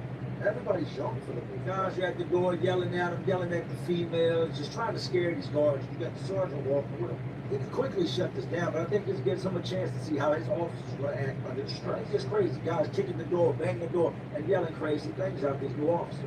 After this, they leave out, they go to other parts of the prison, walk around, and I guess they're further detailed in what they got to do with their job, and we don't see them again, usually for a couple of days, upwards of a week. Now, there's a lot of buildings within prison. Prison's not just one building, and that's not how it is. There are buildings everywhere, but inside that razor wire fence, they do all types of different things. Some of these guards might go here, some might go here. You might be lucky to get 2 out of that batch of 12 that just came through. We actually ended up getting 4, 2 downstairs and 2 upstairs. Remember when I told you nobody really stood out in the group? Even though they didn't stand out, you remember the faces. You get good with faces once you've been locked up. And I recognized the one dude, the dude from today's story, immediately from the time they walked through. Best description of this guy, 20, maybe 21. If he's 22, he's aging like Benjamin Button. I'm being generous by saying 20. I mean, 5'7", 5'8", curly hair, a whopping 140, 150 pounds at the most. This dude did not look like he belonged. And of Spanish descent. I don't know if he was Guatemalan, I don't know if he was Venezuelan, I don't know if he was Mexican, what he was. What I do know is he spoke Spanish really well. We'll get into that. But he comes in and he looks, best way to put it, terrified. It's his first time on the floor by himself. He's been walking through with the other officers a couple times in different buildings. Now he's at where he's going to be. He walks in for the first time. Dudes don't give two shits about that you being a rookie. They're going to run up on you. Hey, man, I need some toilet paper. I need this, I need this, I need this. And that's what guys start doing. What does he do? He takes out a pen and a piece of paper and starts writing down everything they want. And these other guards are like, man, put in a request form. I'm not doing all that. I'm not your slave. But he writes all this stuff down and keeps on walking, and he's trying his best not to be nosy like a guard usually is, like looking in cells, because that's kind of what you got to do to make sure everybody's alive. But he kind of like nonchalantly walks, thumbs tucked in the front of his belt, just walking down the tiers, and boom, it disappears. And an hour or so goes by, and he comes back with a cart. This is a big brown cart with 4 wheels. He's got all this different stuff in it. And he, hey, inmate such and such, I need you, and inmate such and such, I need you. And he starts calling out the names of these inmates and started making requests, things they wanted, things they never would have got if it wasn't for him. Then he did something I hadn't seen done in a long time. I actually hadn't seen anybody do this other than the lieutenant. A Spanish guy had hollered at him, he spoke to him in Spanish, he spoke back. The Spanish guy hands for a pair of boots. This officer, and yes, these are all my DOC boots. Get some brand new pair of boots. Isn't that crazy? I still got these. Yeah, check them out. That's what you get to look forward to. That's your boot in prison. There it is. That's your boot in prison. These are my actual prison boots. But the officer gives this Spanish dude a pair of boots. I guess the Spanish dude told him, hey, look at mine are messed up. I need new ones. You can go get them. They won't ask you a question. You just send them and bring them back to me. I'm not asking you to break the rules, just want some boots. He just messed up. He has opened the floodgates to be bothered the hell out of. There's nothing wrong with helping somebody. You can't be taken advantage of. These dudes will eat you up. They hate this man up quick. He's got his pad out. He's writing down this. He's writing down that. But as he's writing this stuff down, these guys are telling me what they need. These Spanish dudes walk up. I know these dudes. These are active gang members. These are MS-13 gang members. You can't mistake them. It's plastered on their face. It's plastered on the side of their face, top of their head. The Spanish dudes are plastered these MS-13 tattoos. This is a very violent power. The majority of us, the guys in here, are not getting out anytime soon. So they get up there to where everybody's at. When they start talking, they're talking Spanish. The other inmates kind of fall back. These are not dudes you want problems. Especially if you're just an everyday dude who's trying to get a roll of toilet paper. I'm not trying to interrupt y'all's conversation. You got that. Don't stand me. I'm a little straggler dude to leave off. And Spanish dudes now stand there talking to this report. This is his first day. This is his second time leaving the pod. But they're talking in complete Spanish. We don't understand anything that they're saying, but he understands, and they're conversating back and forth. After a couple of minutes, they smile, he leaves up out. A little bit after lunch, he comes back in with the cart. He's handing stuff out. Dudes start coming up, and MS-13 dudes walk up and say, hey, no more, no mas, no mas, no mas, no. Pretty much like dudes know, y'all about to ruin a good thing. If we need something small, this dude can bring it to us. Y'all got him running all over the prison, bringing stuff back and forth to us. That's gonna get him in trouble and get us in trouble. Just chill. That ain't what it was. They had a bigger plan for this dude. So the dude back down, ain't nobody asking him nothing. He passes out a little bit of stuff. Hey, I can't do this no more. They ask me what I'm doing. People question, where you going with all this stuff? It's your first day here. You about to open a Dollar General? So he leaves out. The rest of the day goes smooth. Nobody's really busting his balls. Dude's making a little joke. Man, you ain't nothing but a baby, ain't you? If I got kids older than you, how you gonna tell me what to do? Man, you ain't got enough ass in them jeans to be bossing me around. Dudes are just giving him all off time. It's his first day. He comes back the second day, and it's the same thing. He's doing his rounds. He's in the booth for a little bit. He's doing his rounds. He's back. He's doing rounds. It's just when you walk a circle of the pod, and you go upstairs on the top tier, you walk down, go through a door, come out on the other side, where there's another pod. You're just making sure that everybody's still here and nobody's hurt. More or less. So he finishes up the bottom tier, he walks by, we look at him, I nod, he keeps moving, I'm tracking him, and now you go back to talking to the people I'm talking to. Goes in the top tier, and he gets about halfway down, I'd say a little more than half. The Spanish guys up there stop him and start talking to him. Now once again, I know little Spanish. I'm married to a Spanish woman, but I'm not fluent. Not enough that if they were having a complete conversation, I could be like, oh yeah, that's what they were talking. That's not me. These MS-13 dudes got this dude on the top 10 and talking to him. This is day 2, he's been at work now. And he pulls his little pad out and he starts writing things down. I already know what it is. They don't want you bringing back things to other inmates because that benefits them. They want you for their own personal gain. But he starts writing things down, and he disappears off again. You come back a couple hours later, he's got that brown card again. He goes to this one inmate cell. Looks around and somebody says, hey, such and such.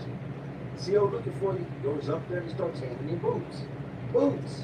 Prison boots. I guess this inmate say, hey, look, and some of my friends, our boots are worn out. They're really, really bad. We need some boots.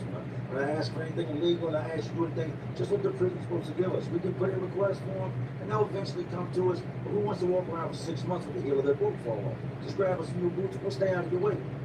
Brings these boots and get into this inmate. No sooner than that happened, everybody in here seen this. He adopted the name Boots. I'm not gonna say his real name, but his nickname was Boots. Just the stupid amount of boots he passed out in the first 2 days. So there's so much going on at this time that I'm not really paying attention to. I don't know that on YouTube. There's gonna be videos one day and stories one day. So I don't pay much attention. But what I do remember about this time is that out of nowhere, a lot of stuff started coming in. There was a lot of dope floating around, a lot of yak floating around, things of that nature. When it came to the tree, there wasn't a lot of tree. And the reason for that is a bag of, some dope this big around is going to net you $500. A bag of tree that big around, yeah, you're not going to, $50. So shortly after this guard starts working here, there's just, the smoke is plentiful. And it's the Spanish dudes that got it. Now, the way the Spanish dudes worked in there, and I don't do the politics, I had nothing to do with it, but they would rather deal with a white dude that had some power, a white dude that had some size, before they would deal with a black dude. Why? I don't know. Maybe they ripped off, maybe he felt safer. I don't know. Maybe he felt he could beat the white dude. Who knows? But these Spanish dudes start dealing with this big ass white dude. I'm not even going to say his name. I'm just going to say big ass white dude.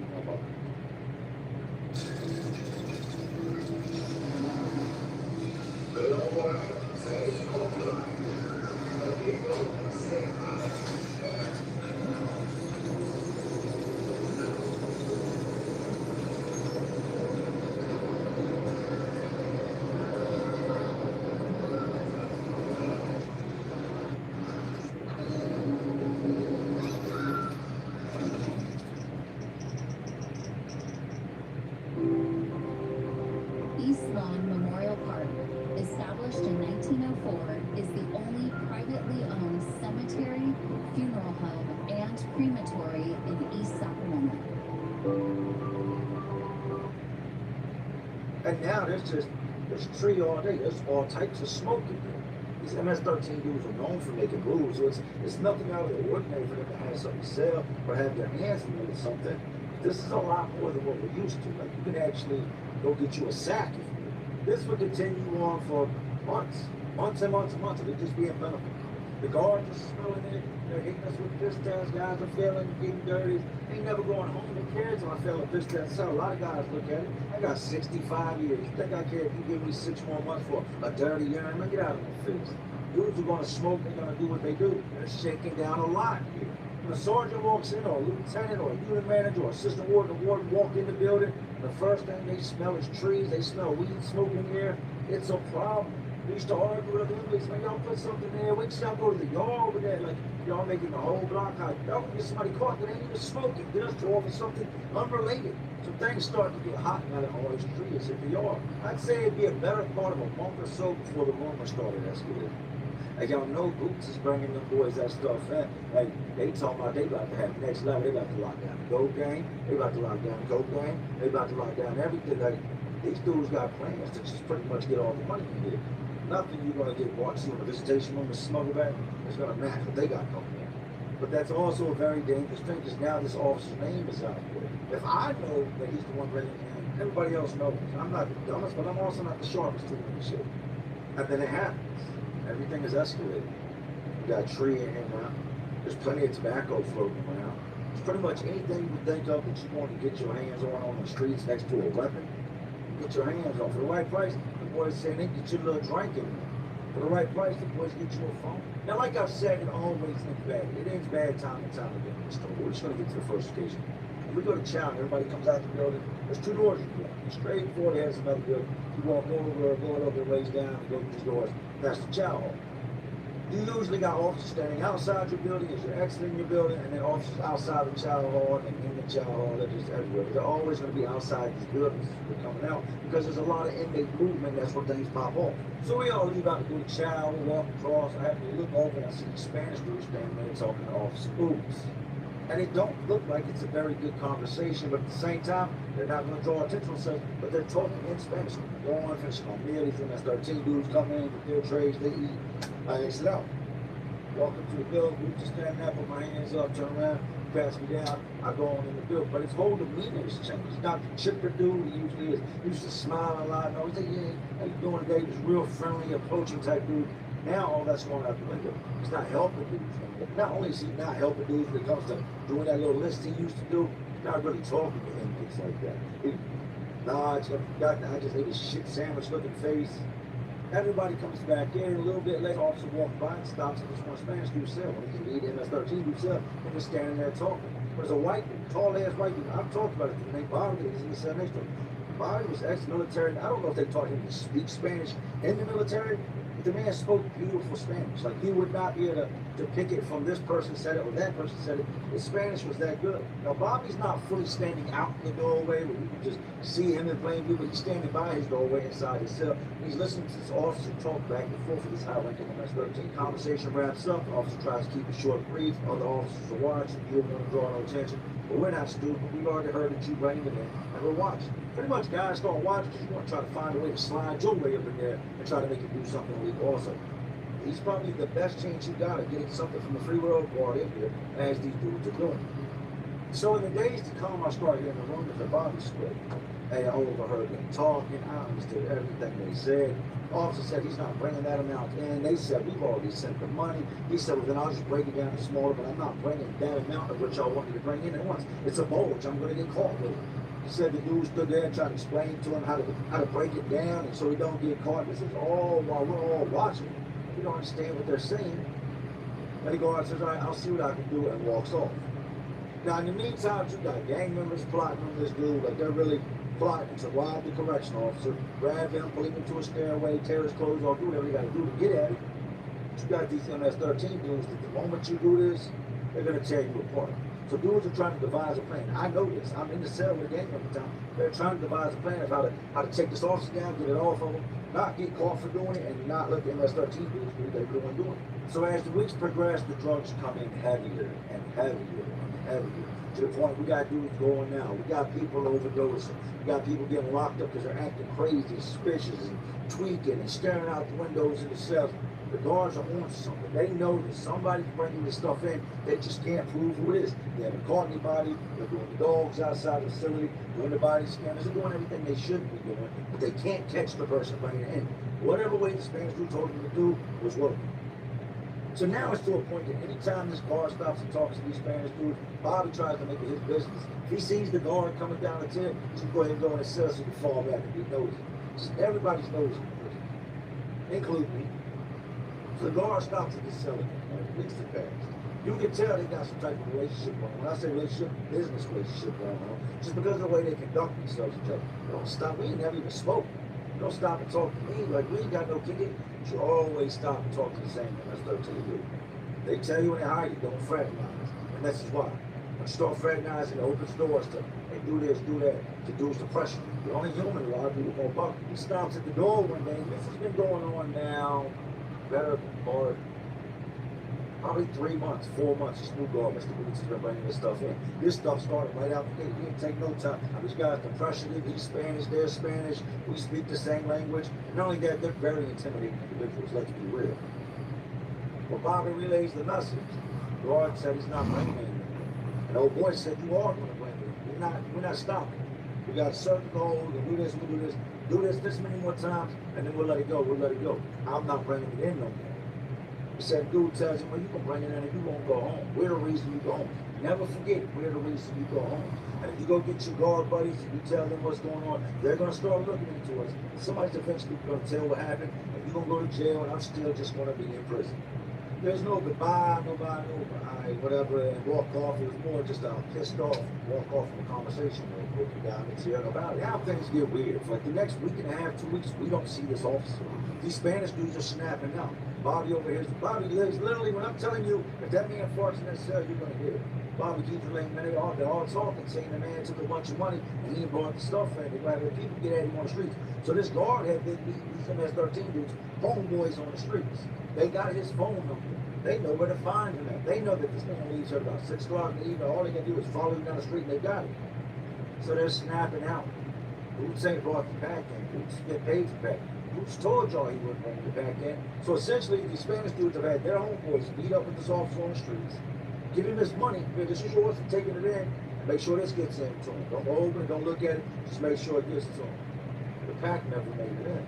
So now dudes are speculating. He got caught, he got fired, or he quit.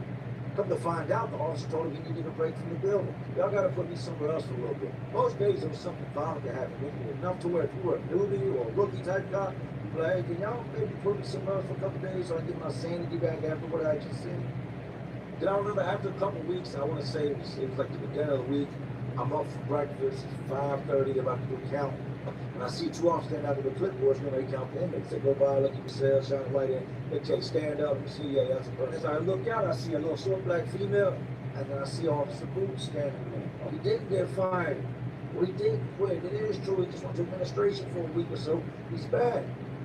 They walk through, Spanish dude's at the door looking at him, he walks right by his door. Keeps it moving. They leave up out of here. About 15 minutes later, I look up. Here comes Boots down. So you want to start a business. You might think you need a team of people and fancy tech skills, but you don't. You just need GoDaddy Arrow. I'm Walton Goggins, and as an actor, I'm an expert at looking like I know what I'm doing. GoDaddy Arrow uses AI to create everything you need for your business. It'll make you a unique logo and create a custom website. It'll write social posts for you and even set you up with a social media calendar. Get started at GoDaddy.com/Arrow. That's GoDaddy.com/AIRO. It's here. Now you see cell lights start to come on. You see him stop at one door. I think this was a throw-off. He stops at one door, says something, walks down. Stops at another door, says something, walks down. Then he stops at the Spanish dude's door, turns to where his body's kind of facing the slot, and puts his hand. Like you see his hands go from the side up here, letting me know he's reaching for something. You see him fumbling around. He's got the door blocked. I'm guessing at that point he dropped that boy's pack inside the cell. In the days to come, violence ensues, chaos rules. Once again, we got guys ODing, we got guys running up big bets. This guy owes this guy tricked this guy. It's just constantly, the drugs cause constant chaos inside the prison. Now word through the grapevine is that this is done. After the guard did that last move, he wasn't doing no more. That's it, he's done, it's over with. A couple more days, I hear about an altercation on the side of the building. Jenny had the MS-13 dudes had the guard over the corner, man, ready to cut that guard up behind that. I mean, whatever they got going on. Boy, that pulled a knife on him, about 5, 6 of them got in the corner, ready to do something real bad to him. He's scared to death. I said, what are you doing to keep him up your way? When he got more officers, nah, he straightened his shirt up, looked around to make sure nobody see what's going on, and he peeled out. Stop. So these boys now done pushed up on him, snatched him up with all the officers. See, he's on his yard by himself, out of view of the tower, side of the building, the blind spot, put him up there, put the knife on him, told him, continue to pay me, continue to bring the money in, or we're gonna have a problem. You understand me? And I don't know if he said yes, I'm gonna guess. He said yes, yes, yes, look at him underway, yes, I got you, yeah. Whatever you said, whatever the case was, he walked off like nothing happened. He disappears again. I don't know if they put him upstairs, they put him over here, they put him over there, wherever he goes, he disappears for another week, and then he comes back. Except this time he goes by the door, he don't drop no pack off. He doesn't stop and have a conversation. Goes back in that morning, they stand by the child, dudes are yelling, hey, yo, hey, come in. Spanish dude's yelling for him, he turns around and walks back out the door. Now instead of standing outside our building where he would usually be when we come out to go to chow, he's standing over the chow hall with a sergeant beside him. Ain't nobody about to bust a move or say anything with that sergeant standing there, because he's gonna pick up something's going on and your ass is going down. So the Spanish dudes can't really get at him at this point. But this is what I know about these dudes. They don't care. You can be in the business room holding your kids, and if they decide to attack, that's what they're gonna do. But at this point, from what I'm hearing, he don't owe them any money.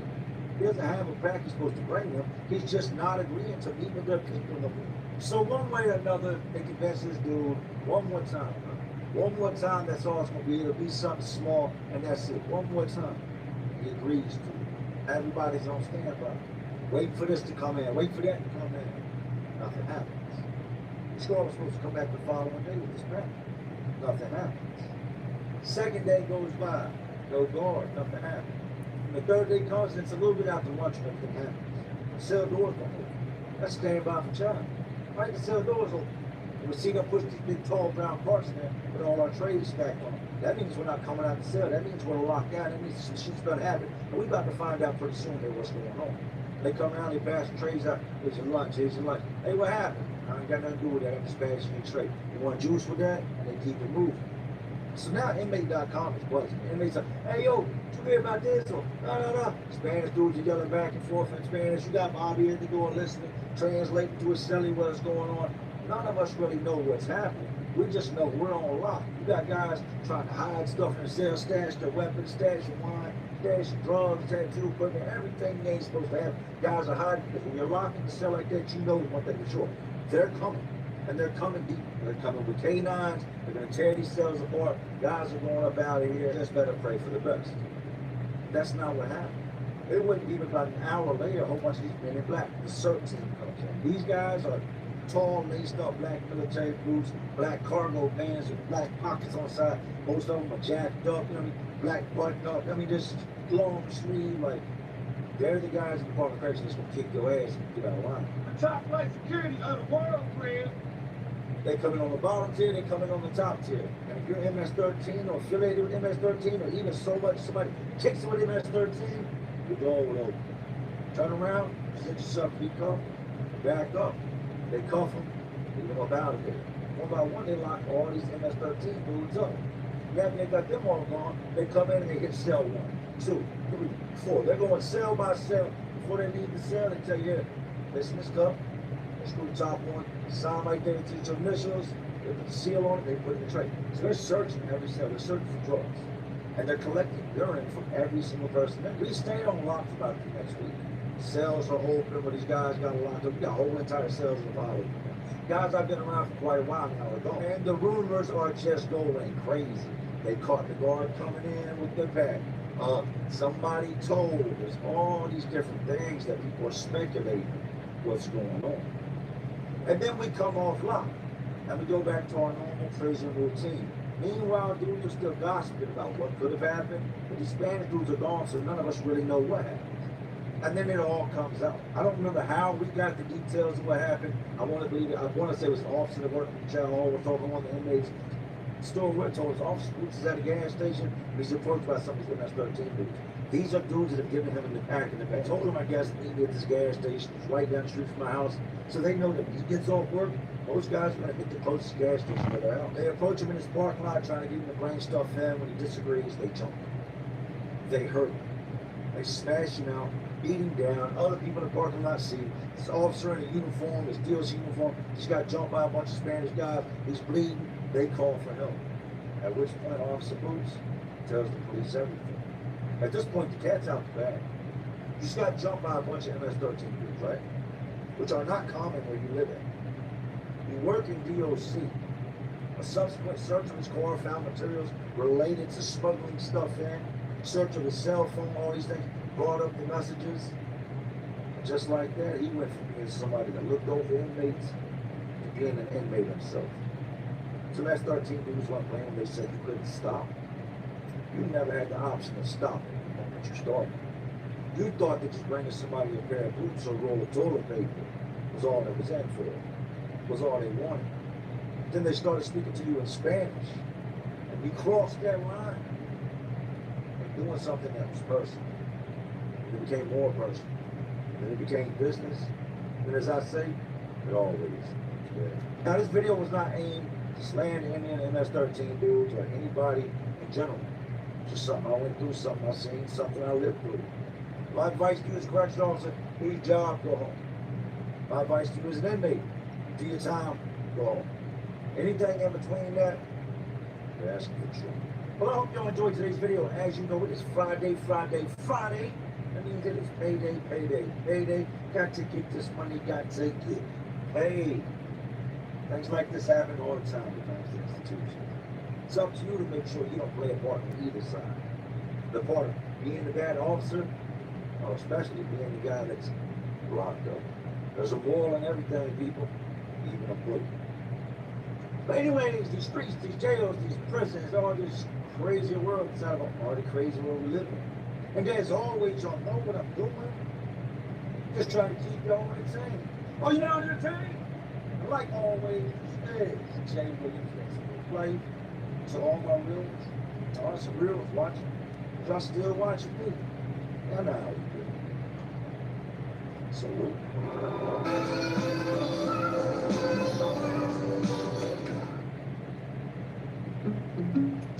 starting a business? Put it in the right hands with LegalZoom. Because the last last thing you'd want to do is let it fall into the wrong hands. With easy-to-use tech and 25 years of experience, LegalZoom offers personalized support to help ensure your business is formed accurately and complies with state regulations. So if you need a legal hand, visit LegalZoom. LegalZoom provides access to independent attorneys and self-service tools. LegalZoom is not a law firm and does not provide legal advice.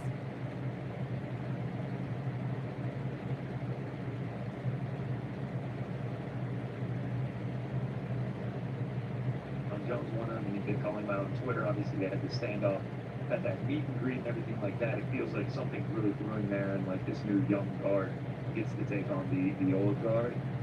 But still, I would just be like, man, you got an interim champion sitting right here, and you're going to take a guy who's never even fought in this division. He's Alex Pereira, though. And all things are possible. I mean, I'm saying all this, and I mean, here's Tom Aspinall defending him about this weekend, and Steve Miocic hasn't fought or won in however many years, and he's getting a fight. So Here's why I feel it's a little bit different than the current situation. okay, Nobody is interested in Steve as the champion, right? It's more the people that are interested in John versus Steve. Nobody's clamoring for like the Stipe Miocic title, right? It feels more like one last dance than it feels like, okay, we're excited about the. Contrast that with Tom Aspinall, right? People want Tom Aspinall to be the champion, want to see Tom Aspinall defend that title, want that potential thing against John Jones. Now you've got a situation where you're talking about a potential Alex Pereira and John Jones fight.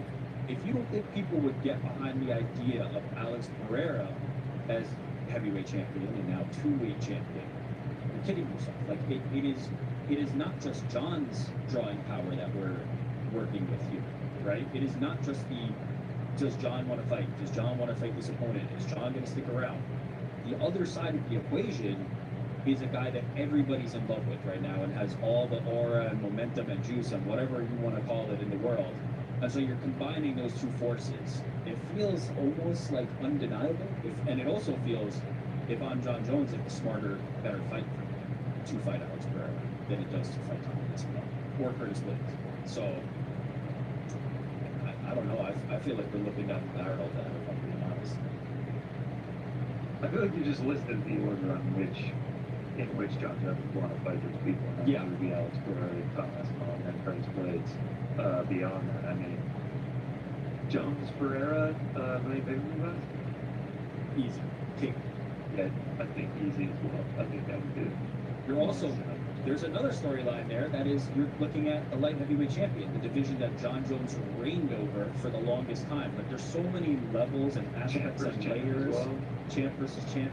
Well, champ versus champ. Tom would technically, or Curtis would technically be champs as well. But there's so many things that you're unpacking with the potential Alex Pereira versus John Jones fight.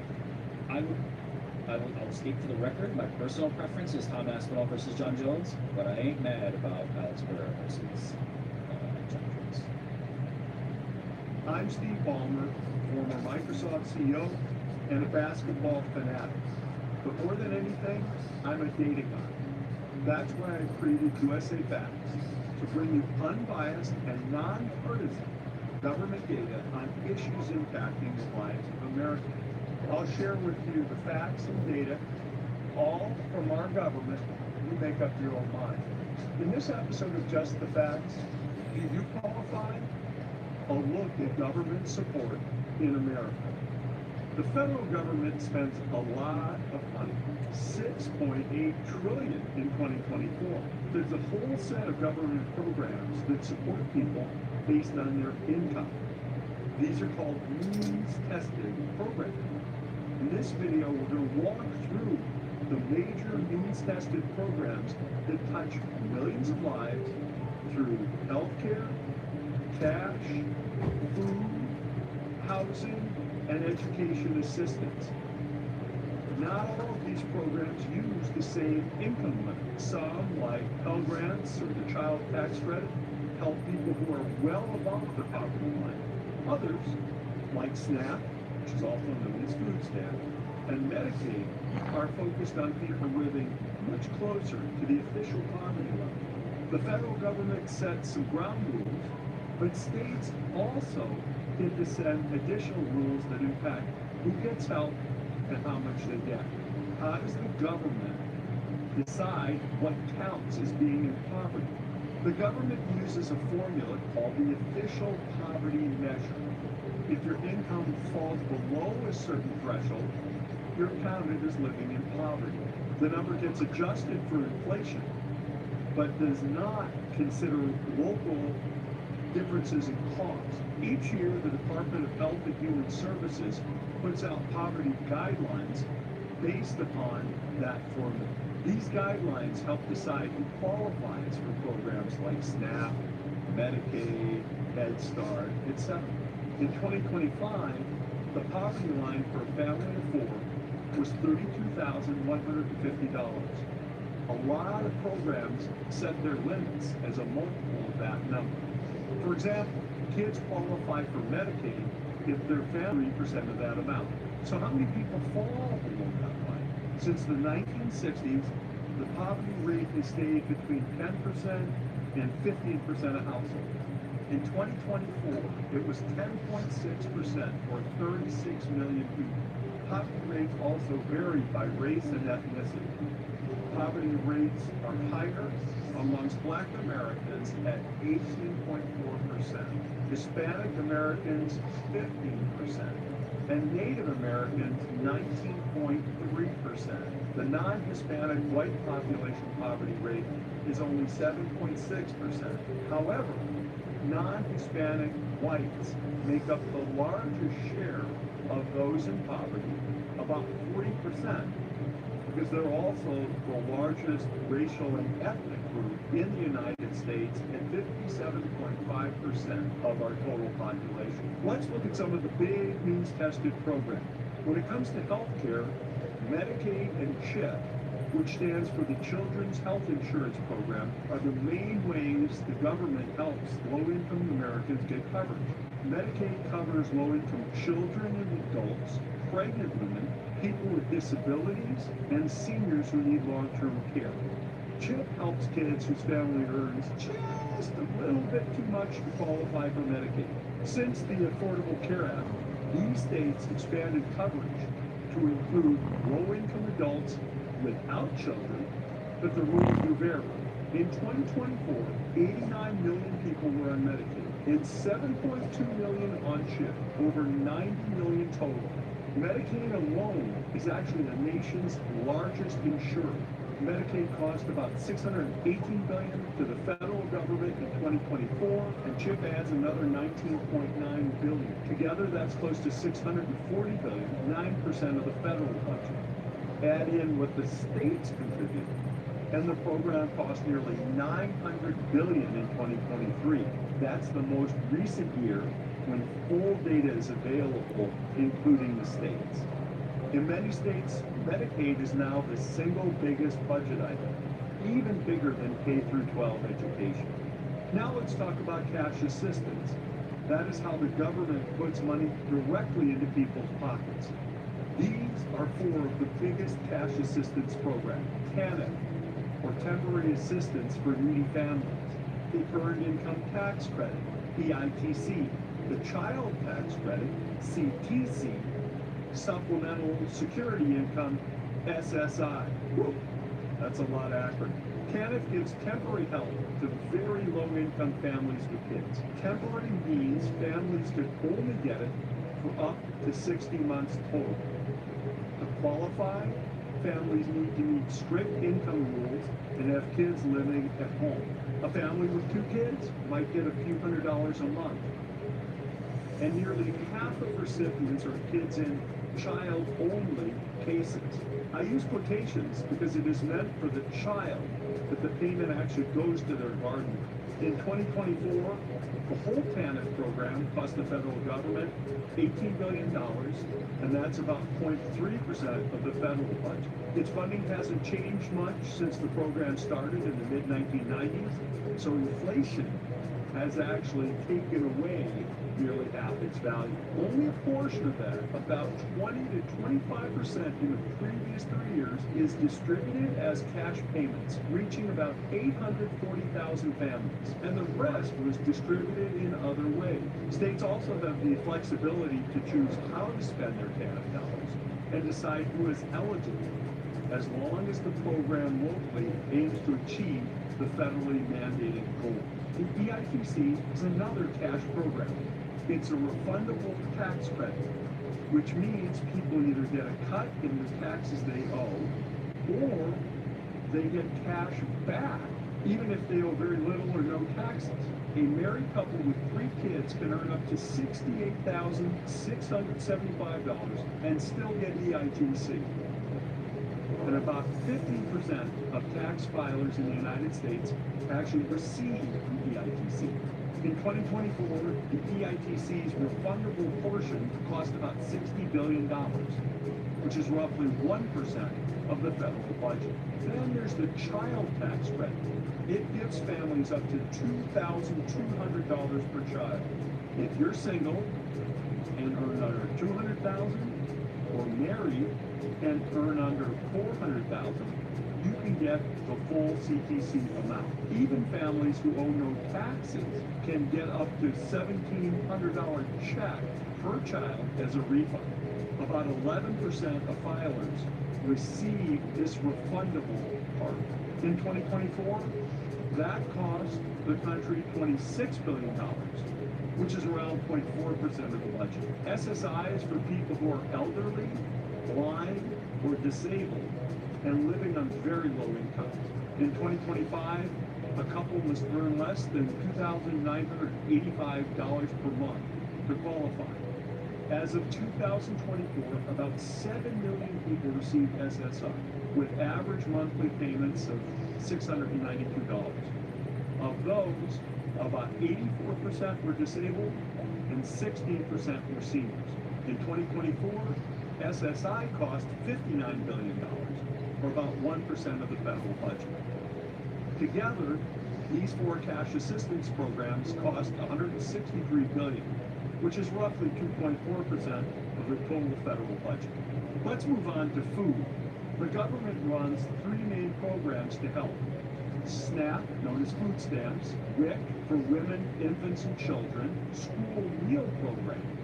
WIC helps low-income pregnant women, new moms, babies, and young kids. In fiscal year 2024, it cost $7.3 billion, less than 0.1% of the federal budget. School meal programs provide free or discounted lunches. About half of all public school students qualify. In fiscal year 2024, this costs $17.8 billion, less than 0.3% of federal spending. SNAP is the biggest program in the food area. It was started in 1964 and helps households making up to 130% of the poverty line. States handle the applications and distribute benefits. SNAP can be used for groceries, but not for things like alcohol, tobacco, or hot prepared food. To qualify, one must also meet certain work requirements. In 2024, SNAP served 41.7 million people, about 1 in 8 Americans, cost around $100 billion, had an average benefit of $188 per person per month, was capped at $994 per month for a family of 4. Most of the money in SNAP, 94%, goes to food benefits directly, and it takes 6% to administer and run the program.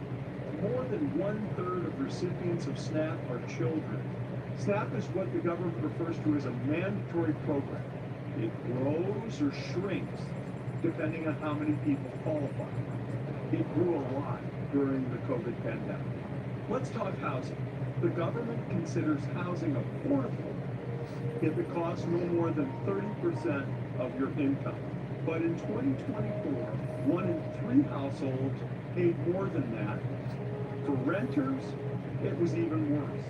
Over half spent more than 30% of their income on housing. The Department of Housing and Urban Development, HUD, runs 3 main rental assistance programs.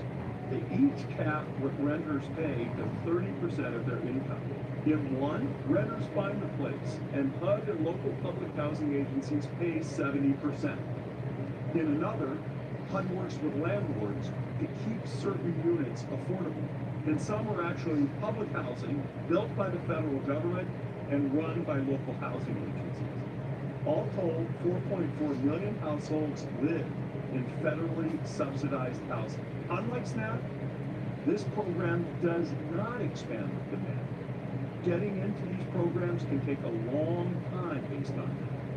On average, a qualified applicant will sit on the wait list for 27 months.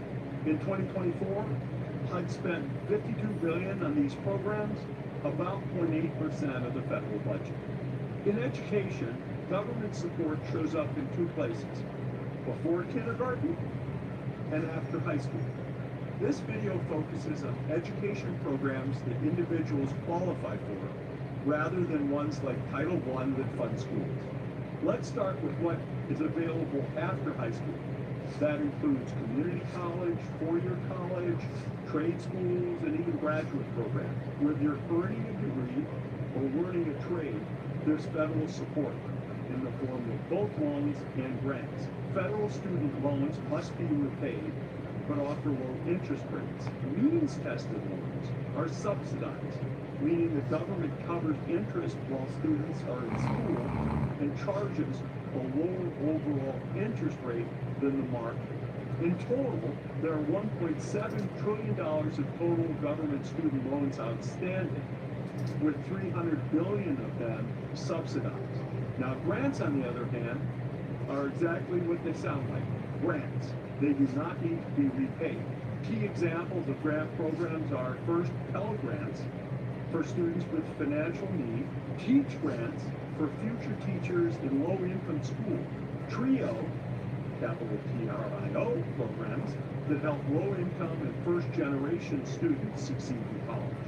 In addition to loans and grants, the federal government also offers federal work-study, where students work part-time jobs, and it costs $1.2 billion. Also, government offers a tax credit, the American Opportunity Tax Credit, which is worth up to $2,500 for expenses per year in the first 4 years of post-secondary education. About 8.6 million filers claimed it in 2022, and this cost about $3.8 billion. If your parents are paying for your post-secondary education, they take the tax credit. To access grants and loans, students complete this form called the FAFSA.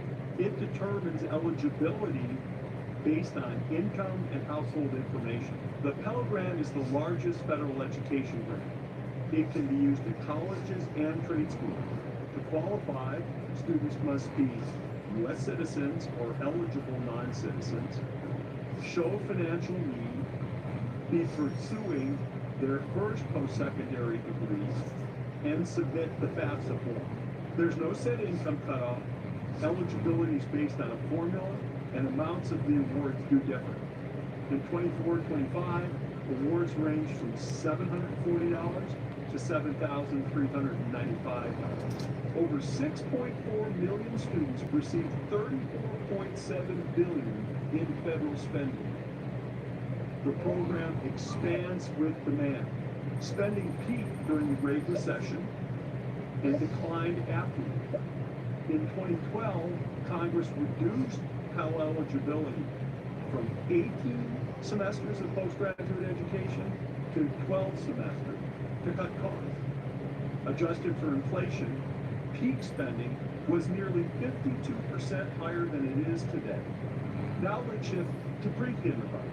Head Start and Early Head Start are free, federally funded programs for low-income families with young children. Early Head Start serves infants, toddlers, and pregnant women. Head Start serves children ages 3 to 5. Started in the 1960s as part of the War on Poverty, Head Start is run by the Department of Health and Human Services. In 2024, a family of 4 generally qualifies with an income under $31,200, but families automatically vote if they receive TANF or SSI, are homeless, or have a child in foster care.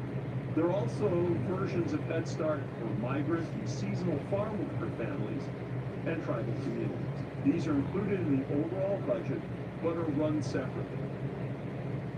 In 2024, over 715,000 children were enrolled in Head Start, unlike Pell Grants, which go directly to post-secondary institutions. Head Start funds local organizations like school districts and not-for-profits. Families apply directly to those groups and may face waitlists. In 2024, the government spent $12.3 billion, about 0.18% of the federal budget, on Head Start and Early Head Start. That's how the federal government helps low-income families afford both post-secondary education and pre-kindergarten. All told, the means-tested programs we reviewed just now cost the federal government $1.1 trillion, or 16% of total spending. There are overlaps in who is helped, so there is no complete number on the millions of Americans that participate. In July 2025, Congress passed the Big Beautiful Bill, which made changes to many of these programs. We won't know the impact of these changes for a while. Many changes don't start until 2027. Every family has their own story of hope, dreams, challenges, and hardships. How much should the government assist in those dreams? That's for you to decide. Hopefully this data will help you make up your own mind.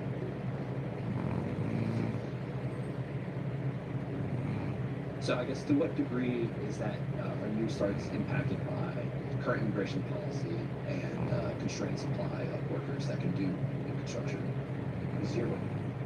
It's unbelievable. I have asked that question at almost every single meeting I've had with either a merchant builder on the multifamily side or a single-family home builder. And I know lots of the CEOs of single-family builders. It is not only not impacted in this relates to the supply of labor, but the cost of labor has actually come down. So you're seeing deflationary forces from a labor input on construction, which is complete counter-narrative to what you would think it would be. It has not impacted access to or the cost of construction labor one iota. And that's an anecdotal comment in the sense that I have looked at some actual studies that we've done and studied everyone in the industry. That's from me meeting the very big merchant builders, the very big single-family development companies, and just saying, how's it going? And to a person, they all said, hasn't impacted us before. So it's a very interesting back to noise and signal. The noise is that you're not going to get people showing up on the job site, you're not going to get labor, cost of labor is going to go up, hasn't impacted it. Walker & Dunlop brings you insights for life. Unique perspectives from impactful leaders.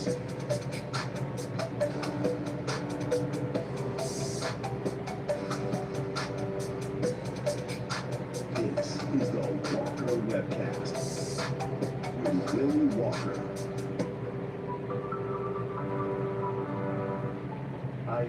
I love going and speaking at universities across the country, and it's a real honor for me when I go to universities that I've never gotten into. And in some instances, that's the debatable point, but at MIT, that's a very clear point that I could have never gotten into MIT. So it's a real honor for me to be here today and talking to all of you. The other thing that I would say, my friend Sharmil Modi just walked in. Sharmil went to Harvard College up the road. He was this class-day speaker at Harvard. Then if you get a moment to go take a look at Sharmil's class-day speech, because it's a great one.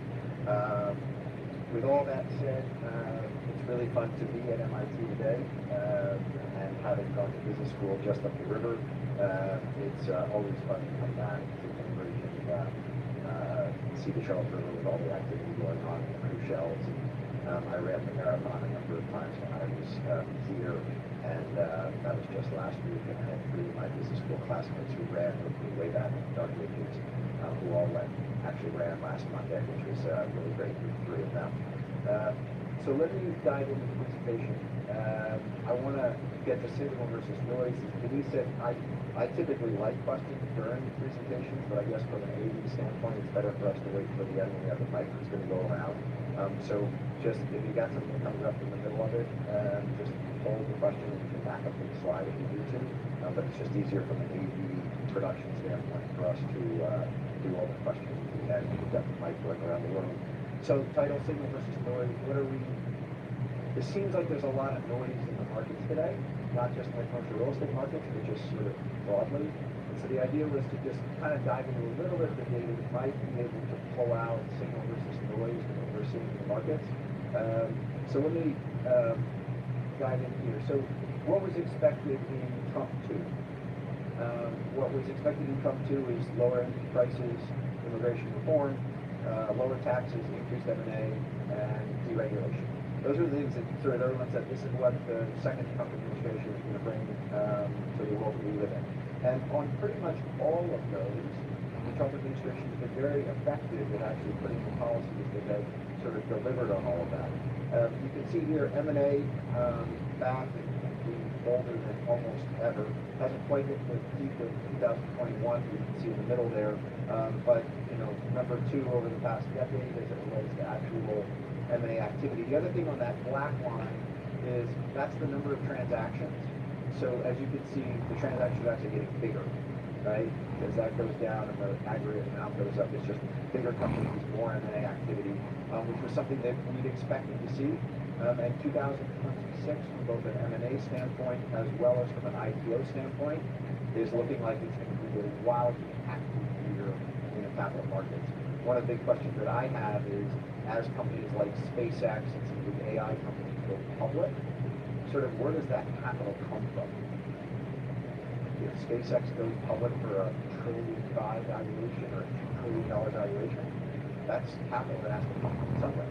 Are people selling other holdings and migrating into it? Are they getting out of a private credit position to go buy into those IPOs? Where's that capital come from, and what does that mean for the broader markets as you get trillions of dollars of IPOs coming out in 2026? Tax cuts. The big beautiful bill, big tax cuts across the board to every level, every quintile of taxpayers has more in their pockets. I think one of the big things that people were projecting for right now, if you look and you rewind the clock when the big beautiful bill got passed last summer, many people were saying there's going to be a tax refund that goes to a great number of Americans, and they're going to get an average check of $2,200 in May of 2026, and that's going to stimulate a lot of economic activity. And then the Iran conflict happened, and sort of everything's kind of gone to the side. But in a normal course of business, you would be getting these refund checks off of the big beautiful bill. They would have put $2,200 on average into people's pockets, which is sort of like the stimulus bill that went through during the pandemic, which would have driven a lot of retail spending. We'll see whether all that plays out given the backdrop of the macro situation today. Border encounters, you see here, the Trump administration clearly has been extremely, if you will, effective in implementing the border security that they had campaigned on and said they were going to get to. I will show later on something that shows the implications of this as it relates to the demand side of the equation on rental housing. Not an insignificant issue. And then crude prices. One of the interesting things on this is you can see back here when Trump came into office, crude prices were at $80 a barrel. They got down over here on the far right in January, down to $56, $57 a barrel. The back of the envelope number on what that means to inflation is that for every $10 change in the price of a barrel of oil, you pick up about 20 basis points in the CPI. So as you went from $80 a barrel down to $60 a barrel, you're picking up $20 more, you're picking up almost 40 to 50 basis points in the CPI because oil flows to everything. And so in that, you could have seen from going up here down to there that the probably new Fed Chair Kevin Warsh would come into his new role with a backdrop of inflation sort of under control. and then all of a sudden Iran hits and you see the oil prices have gone. And so now you go to the other end of that. So from 60 to 100, do the math, you're adding almost a percentage point to the CPI print if oil prices stay up at that level. And on consumer sentiment, this is the one side to it all. You kind of look at where the stock market is going. I got to charge in a second on that, but this is the one that I think probably confounds people in the Council of Economic Advisors, as well as the president himself, which is that they look at the stock market doing great. They look at all the innovation that's happening in our country. They look at our country versus other countries, and they say, man, we are doing a great job.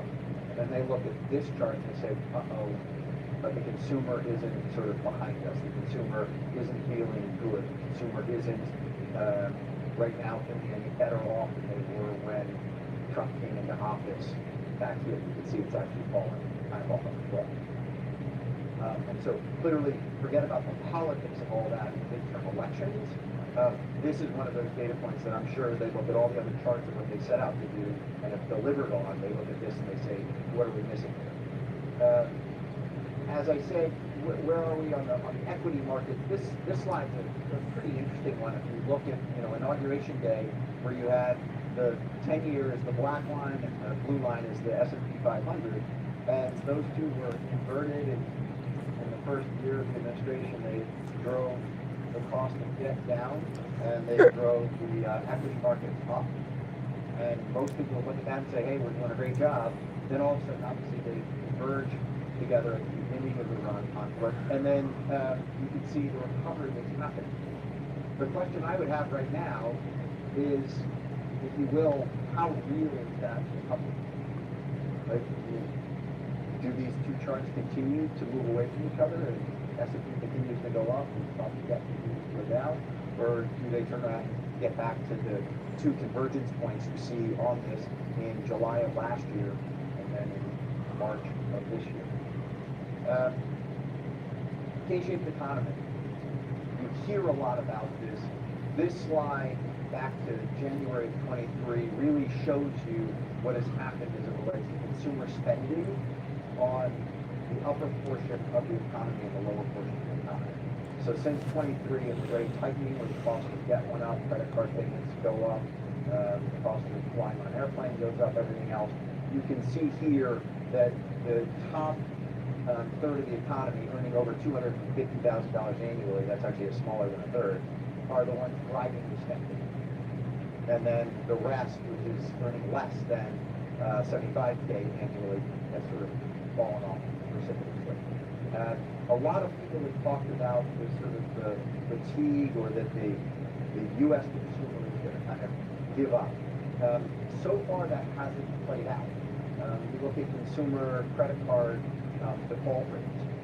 While they have gone up significantly since the post-pandemic era, where they got the historic lows, they're no different than they have been on a historic average as it relates to both DQs, delinquencies, as well as default rates. And so the consumer is actually helping better than many people had thought.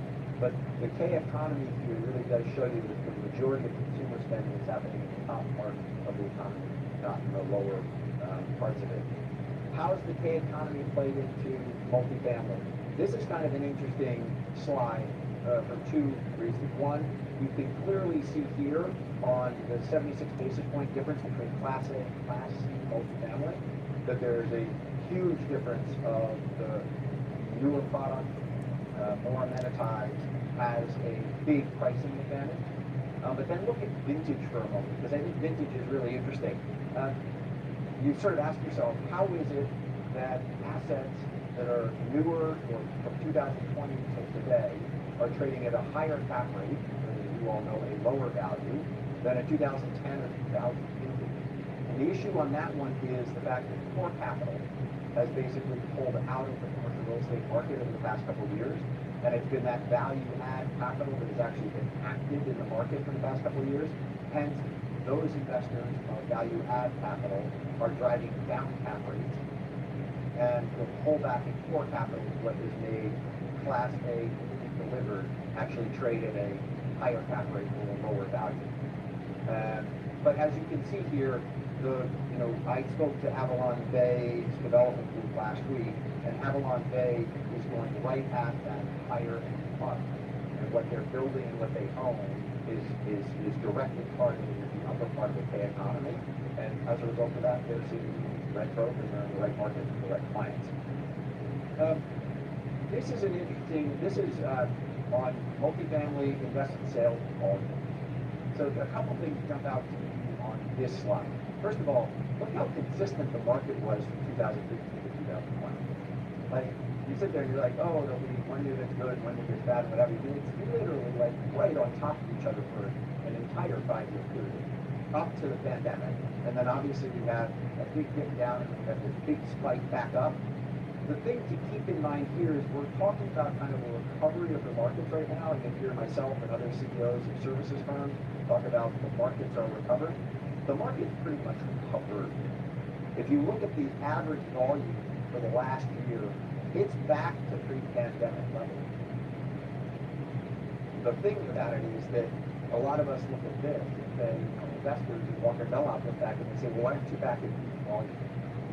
Who knows whether we ever get back to those types of volumes, but from a normalized market standpoint, you can see the hiking period, the trough, and now we're in that recovery period. But as it relates to overall volume, pretty much as far as multifamily investment sales, we're sort of back to pre-pandemic levels. This is an interesting slide which doesn't take all of you with your MIT soon-to-be degrees to understand this. Hindsight's obviously always 20/20 vision.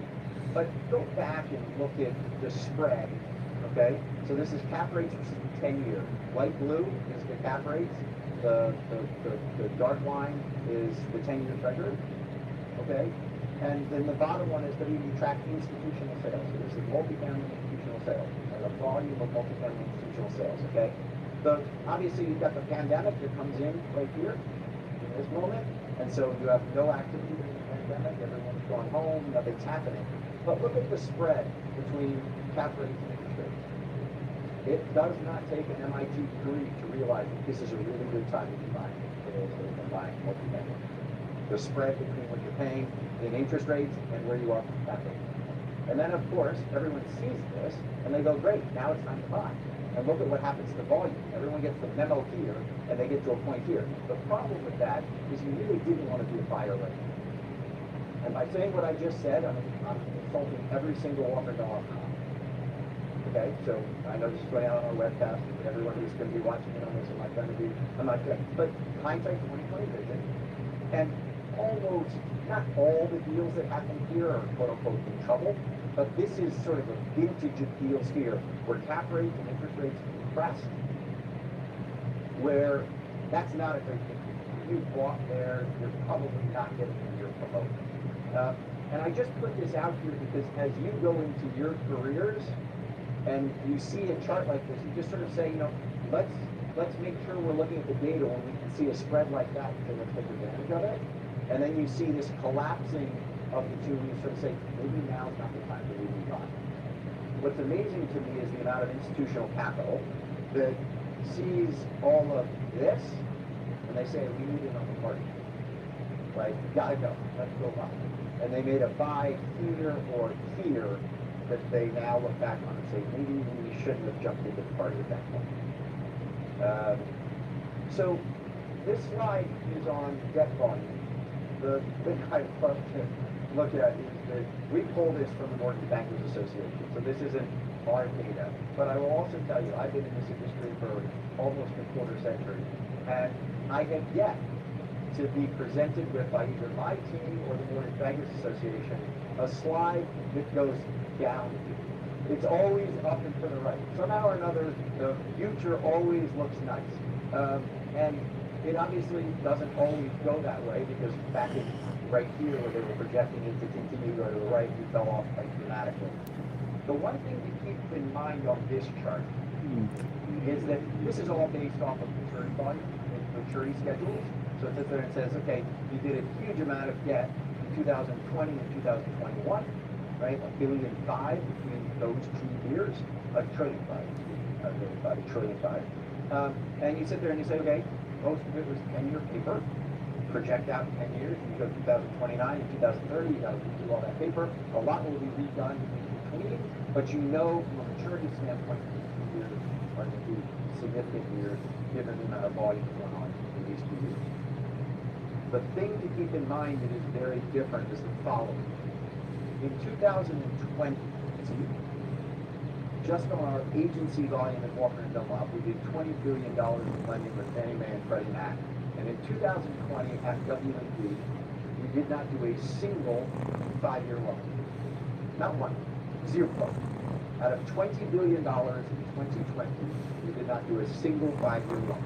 It was all 10-year paper, some 7-year paper, and some longer than that. But the great majority of it was 10-year. So all that $20 billion that we did in 2020 is set to refi 2030. Now go to 2025. Last year, of our $16.8 billion of lending with the agencies, 63% was 5-year paper. 63% was 5-year paper. So what you're getting here is you've got all of these maturities in 2020 and 2021, as well as all the maturities in 2024 and 2025 that are all going to pile up right now. Because the market is shifted. Now, why did the market shift? A lot of people look at where cap rates are right now, and I'll show you a slide in a second as it relates to buyer sentiment, seller sentiment, and builder sentiment. But they look at cap rates right now and they say, I don't want to sell at this elevated cap rate.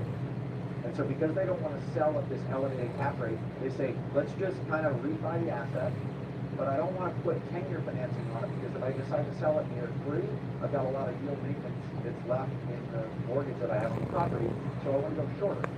Let's go 5. And so first of all, it's prepayment flexibility why they've gone 5, and the other thing is just the steepness of the yield curve. 5-year borrowing has been significantly cheaper than 10-year borrowing, and a lot of the deals that need to get redone in 25 and 26 were bought, back, maybe they were bought in 21 or 22 with a 3 or 5-year instrument on them, and that cost of financing has made it that the performance of the asset is such that every dollar that you possibly get.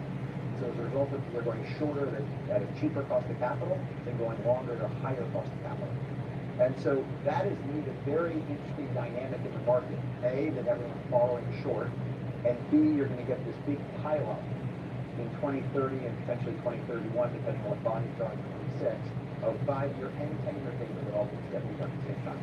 One of the things we're talking to a lot of our customers about is you may not want to have a refi coming up in this window. You might want to kind of push out if you possibly can and not having come up for refinancing at the exact same time. So here's the buy-build sentiment slide. For 1 second, take a look here. Remember where we were in 21 and 22 when I was talking about that volume spike, okay?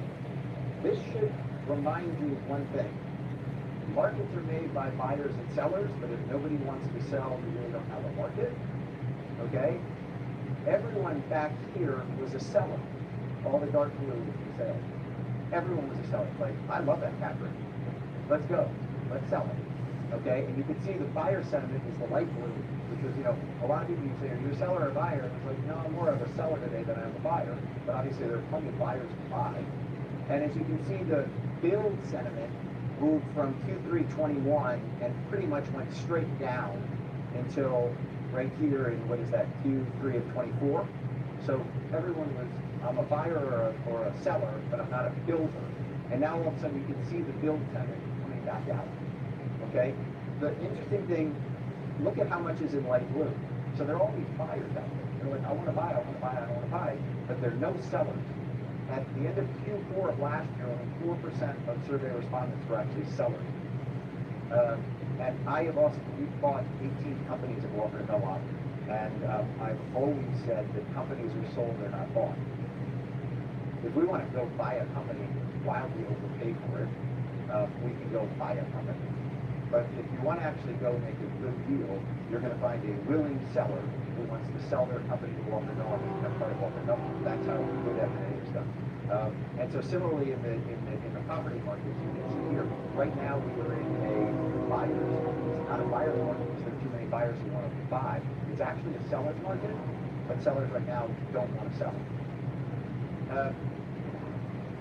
one of the reasons why you're getting, go back real quick here, one of the reasons you've got this amount of volume in the sales market is because of this slide. So this is capital flows. So capital called, capital distributed, and 5-year rolling net distributions cumulative. And as you can see on the 5 years, net distributions cumulative, we are way, way negative. So what's ended up happening is that, you know, LPs who have invested in commercial real estate, private equity funds, have sat there and they said, look, you called all this capital back here, the light blue is all capital calls, and you haven't redistributed any of that capital back to me. So you want to go raise private equity fund 6, private equity fund 7, you need to return capital to me before I'm going to give you another dollar for your next fund. And so that is what's driving. You look at this buyer-seller sentiment, nobody really wants to sell. Then you go back here and you say, but the sales market is actually reasonably active. That's because investors want their money back. And it's that sort of forced transaction volume that's going on in the market today that is really driving volume. It's not because they're saying, I love that cap rate, I want to sell into the market. It's because they need to return capital to their LPs, and until they do that, they're not going to get capital for the next fund. You can see here, this slide is pretty interesting as it relates to private credit versus commercial real estate. So you can see the light blue is non-traded REITs, the dark blue is non-traded business development corporation. Most of that is private credit funds. And you can see here that, you know, it was all commercial real estate in 2020. In 2021, BDCs or private credit started to come out, but it was still predominantly commercial real estate. And then boom, from 22, it was all commercial real estate. That falls off a cliff, and then BDCs or private credit start to grow. The real question now is what happens with the redemption fees of private credit, and does that end up flowing back into commercial real estate private equity? That's right now, I would say to you that commercial real estate private equity will benefit from the rotation out of private credit funds. And this just shows you here the redemption queues that are there and what I was just talking about. You can see that the redemption queues on the non-traded REITs have come down significantly, and you can see the redemption queues on the non-traded BDCs going up quite significantly.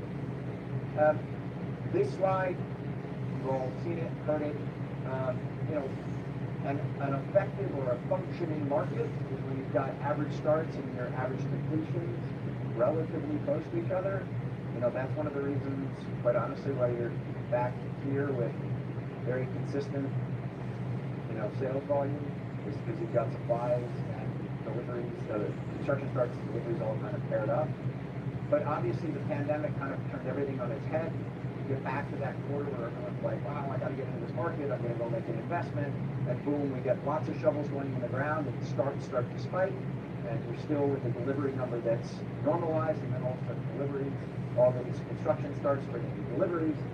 And what everyone sees in this slide, obviously, is that because you had starts come down significantly, you're seeing deliveries come down with the start. So that is going to create what should be an undersupplied market. But what we've seen is that you're looking at this slide, and this is your multifamily demand slide, okay? And what everyone was looking at was, okay, starts have gone down, deliveries will go down, and if you were looking at that back in here, you're like, demand, which is this coin bar, demand's just going to keep going up. So demand keeps going up, supply starts to go down, and the great market starts to push rents. Except as you can see on this, for the last 3 quarters, demand has fallen off. And demand has fallen off significantly. And one of the big questions there is, why has demand fallen off when the price of multifamily housing is so much cheaper than single-family housing? So that's not the market losing a competitive battle with single-family. Let me just show you really quickly on single-family versus multifamily. So, and I'll go back to that other slide. So this darker line is what the cost of home ownership is on principal and interest on a mortgage payment. The bar charts are the median price of a single-family home in America, okay? And the blue is the average cost of rent in America, okay? So you go back to 2019, 2020, and you were much better off buying a single-family house right here for an average price back then of $280,000. Much better off buying a $280,000 home, putting a mortgage on it with a principal and interest. We're down here at less than $1,200 a month, and the average rent in the United States back then was $1,400 a month. You were $200 in the black on a monthly basis for having your single-family home and paying your P&I on your mortgage than you were renting. And then all of a sudden, as you can see, because of the pandemic, the cost of single-family home started to skyrocket. And that's this bar chart going all the way up. We moved from the average median price being $270 all the way up to, what was that, $430 over that period of time. Well, to buy that $430,000 home and pay principal and interest on your mortgage, as you can see on this line, it skyrocketed. And you went upside down on your cost of home ownership versus the cost of renting. And look, the cost of renting went up significantly from 21 to 23, but then it basically plateaued since then. But the important thing about this is to think about it from a structural standpoint, that right now it is significantly cheaper to rent than it is to own a home. And until mortgage rates come down and this bar chart continues to fall down, no one's wishing that we lose value in single-family homes in America, but until the values continue to come down and the cost of borrowing continues to come down, it's still going to remain much, much cheaper to rent than to own a home. So if that's the case, multifamily is holding up really well against single-family. People aren't like saying, oh, it's cheaper for me to own a single-family home than to rent. So then what is it that's making that chart as a demand come down? And the only thing we can come back to really is immigration. In fact, the border has been closed, that there isn't a huge amount of illegal immigration, and that legal immigration numbers have not gone up. And so I think this slide is a very important one to keep in mind as it relates to household formation, demand drivers for multifamily as well as single family. And until the government does something as it relates to increasing the amount of legal immigration in the United States, that demand side of the equation is going to be questioned. Let's dive into a couple of specific markets, and then I'm going to open it up for Q&A in a sec. So before we started, I was asked about sort of what markets are hot, what markets are not, and the oversupplied markets. So if you look at this slide, and you look at these MSAs, this is the top 10 markets right now. And you sort of said, I see here all of Sun Belt, job growth, companies relocating from California to Texas. You would sit there and say, okay, that would mean that San Francisco isn't a place that I want to be. Happens to be at the very, very top of the list. San Jose is a place I don't want to be. Happens to be number 2 on the list. Look at the cities here that are doing really, really well right now. And oh, by the way, look at the trailing 5-year population growth. Negative 4.5, negative 1.2, negative 0.9. Look, who's the winner on this list? We've got a whopping 2.8% growth in Cincinnati, Ohio over the last 5 years. Not exactly boom from a population growth standpoint, okay? But none of these markets had any real new supply into them over that 5-year period, so they don't really need the new population to come in to get the type of rent growth that they normally get. So these are, right now, are the darling markets. And while 2% rent growth doesn't sound that great, in comparison to this list, it looks really good. So now look at all these markets. These are all your oversupplied markets. These are all the markets with all those shovels back in that previous one of starts into deliveries. This is where they all went. Okay? And as you can see here, look at the population growth in all of these. So this one, our winner here is 2.8%. Look at these population growth numbers. Almost all of them are double digits. It's where the jobs are, where the people are moving, except for the fact that they've all been wildly oversupplied. And so, you might sit there and say, well, I like the long-term growth of Austin, Texas. No doubt. I think you've got to like the long-term growth opportunities for Austin, Texas, except for the fact that in real estate, when you have oversupply, that Austin, Texas has had, you have negative 7.7% trailing 12 rent, not rent growth, negative rent, over the last year. Denver, Colorado, number 2, negative 7.4%. 2 really, really hard markets to be an owner in today. Do they both have Austin with Denver? Do they both have really, really good fundamentals to them? Without a doubt. Has Austin turned into a really affordable market almost overnight? 100%. Single family and multifamily. Austin, if I was starting Walker College today and I had to pick a city to move to, Austin has so many things going for it. It's super affordable. Super affordable. So you say, if you start today and go forward, Austin's a great market, except that you're probably going to have to feed that asset of being a thought one for a period of time, because we're still trying to absorb all the oversupply in that market. So, one of the big things that Peter Linneman, who comes on the webcast on a quarterly basis, and I constantly debate, is Peter is very much, prone towards Cleveland, Ohio, and Cincinnati, Ohio. Sort of kind of boring Midwestern markets. Anyone who I just offended by calling Cincinnati and Cleveland a boring market, excuse me. But, it's kind of steady Eddie. You're never going to get this big surge in supply. And as a result of it, you buy well, put low leverage on it, it's going to turn into a really good investment for you. These markets are the ones that, there's a lot of what I call brass and glass there. People are like, man, I can go into Austin and I can buy it, I'm going to sell it at like a 3-2 cap rate or something. And by the way, I got a lot of clients who were investors in Austin, either built or bought back in 2013, and sold in 2018 or 19 at a 3-2 cap rate. It's just enormous return on multiples on their money. So a lot of these markets are making a lot of money. But right now, as it relates to, do you want to be an owner in them? I was just in Phoenix 2 weeks ago. Phoenix is still way oversupplied. The one other thing about Phoenix, the building of the new Taiwan semiconductor plant there, fascinating to see the amount of work and the kind of ecosystem that's going on in Phoenix right now around that investment. And it's obviously not just that they're going to build chip manufacturing there. It's all the ancillary services that need to be built out there.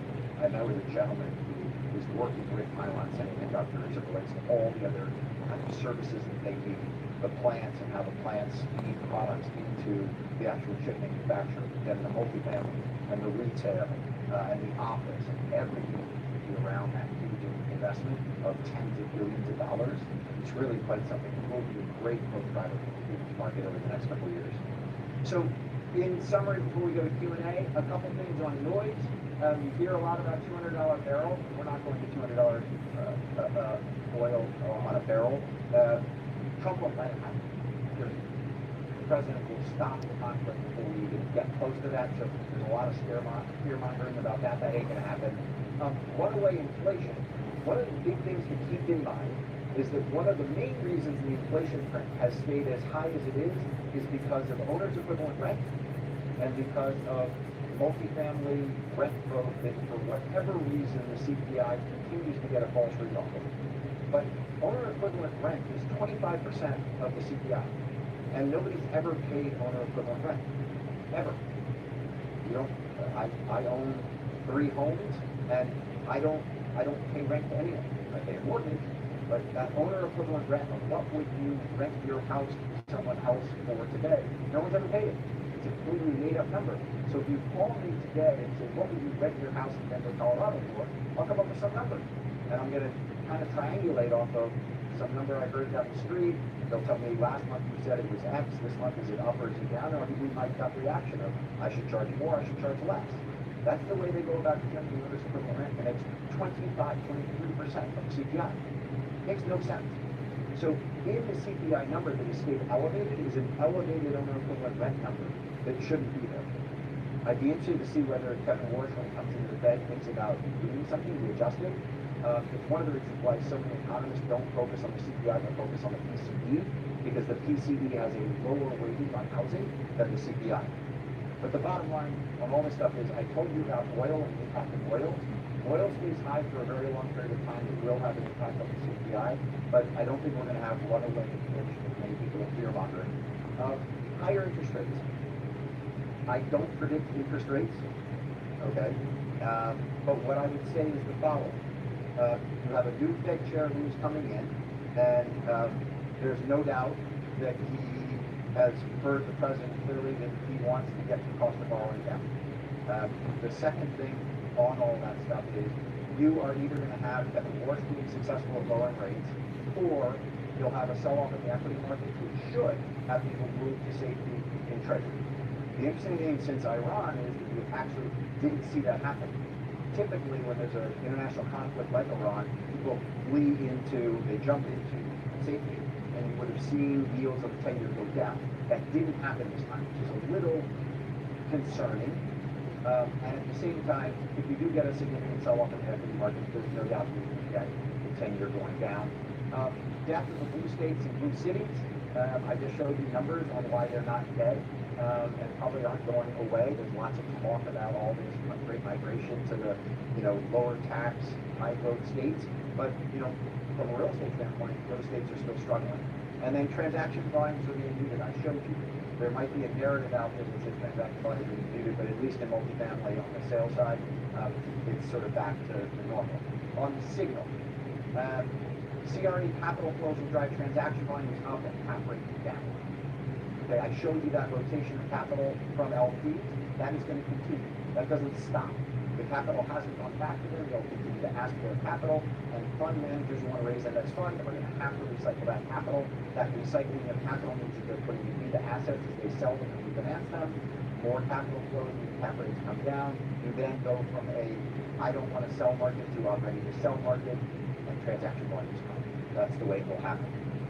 Multifamily significantly more affordable than single family. That's there. That's structural right now. That doesn't change quickly. Prices of single family have to come down materially, and the cost of borrowing has to come down materially for that to change. So for quite some time, multi continues to win over single.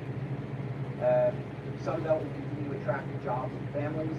No doubt about that. You saw the job growth numbers that I put up there. They are the long-term winners right now.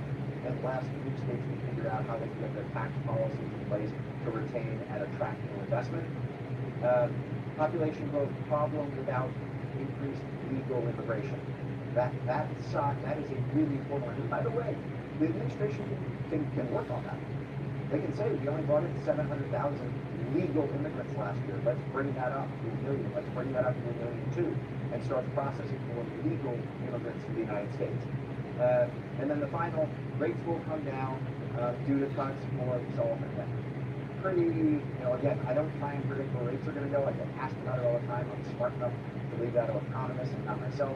But you just think from a signal standpoint, there'll be plenty of noise in there. But from a long-term outlook standpoint, we should be in pretty good shape where rates should come down either from the sell-off in equities or the Kevin Warsh is effective as the Fed chair, who's on the short end of the curve, and the long end should follow at some point. That is it for my prepared remarks. I am up for any and all questions. So let's dive in.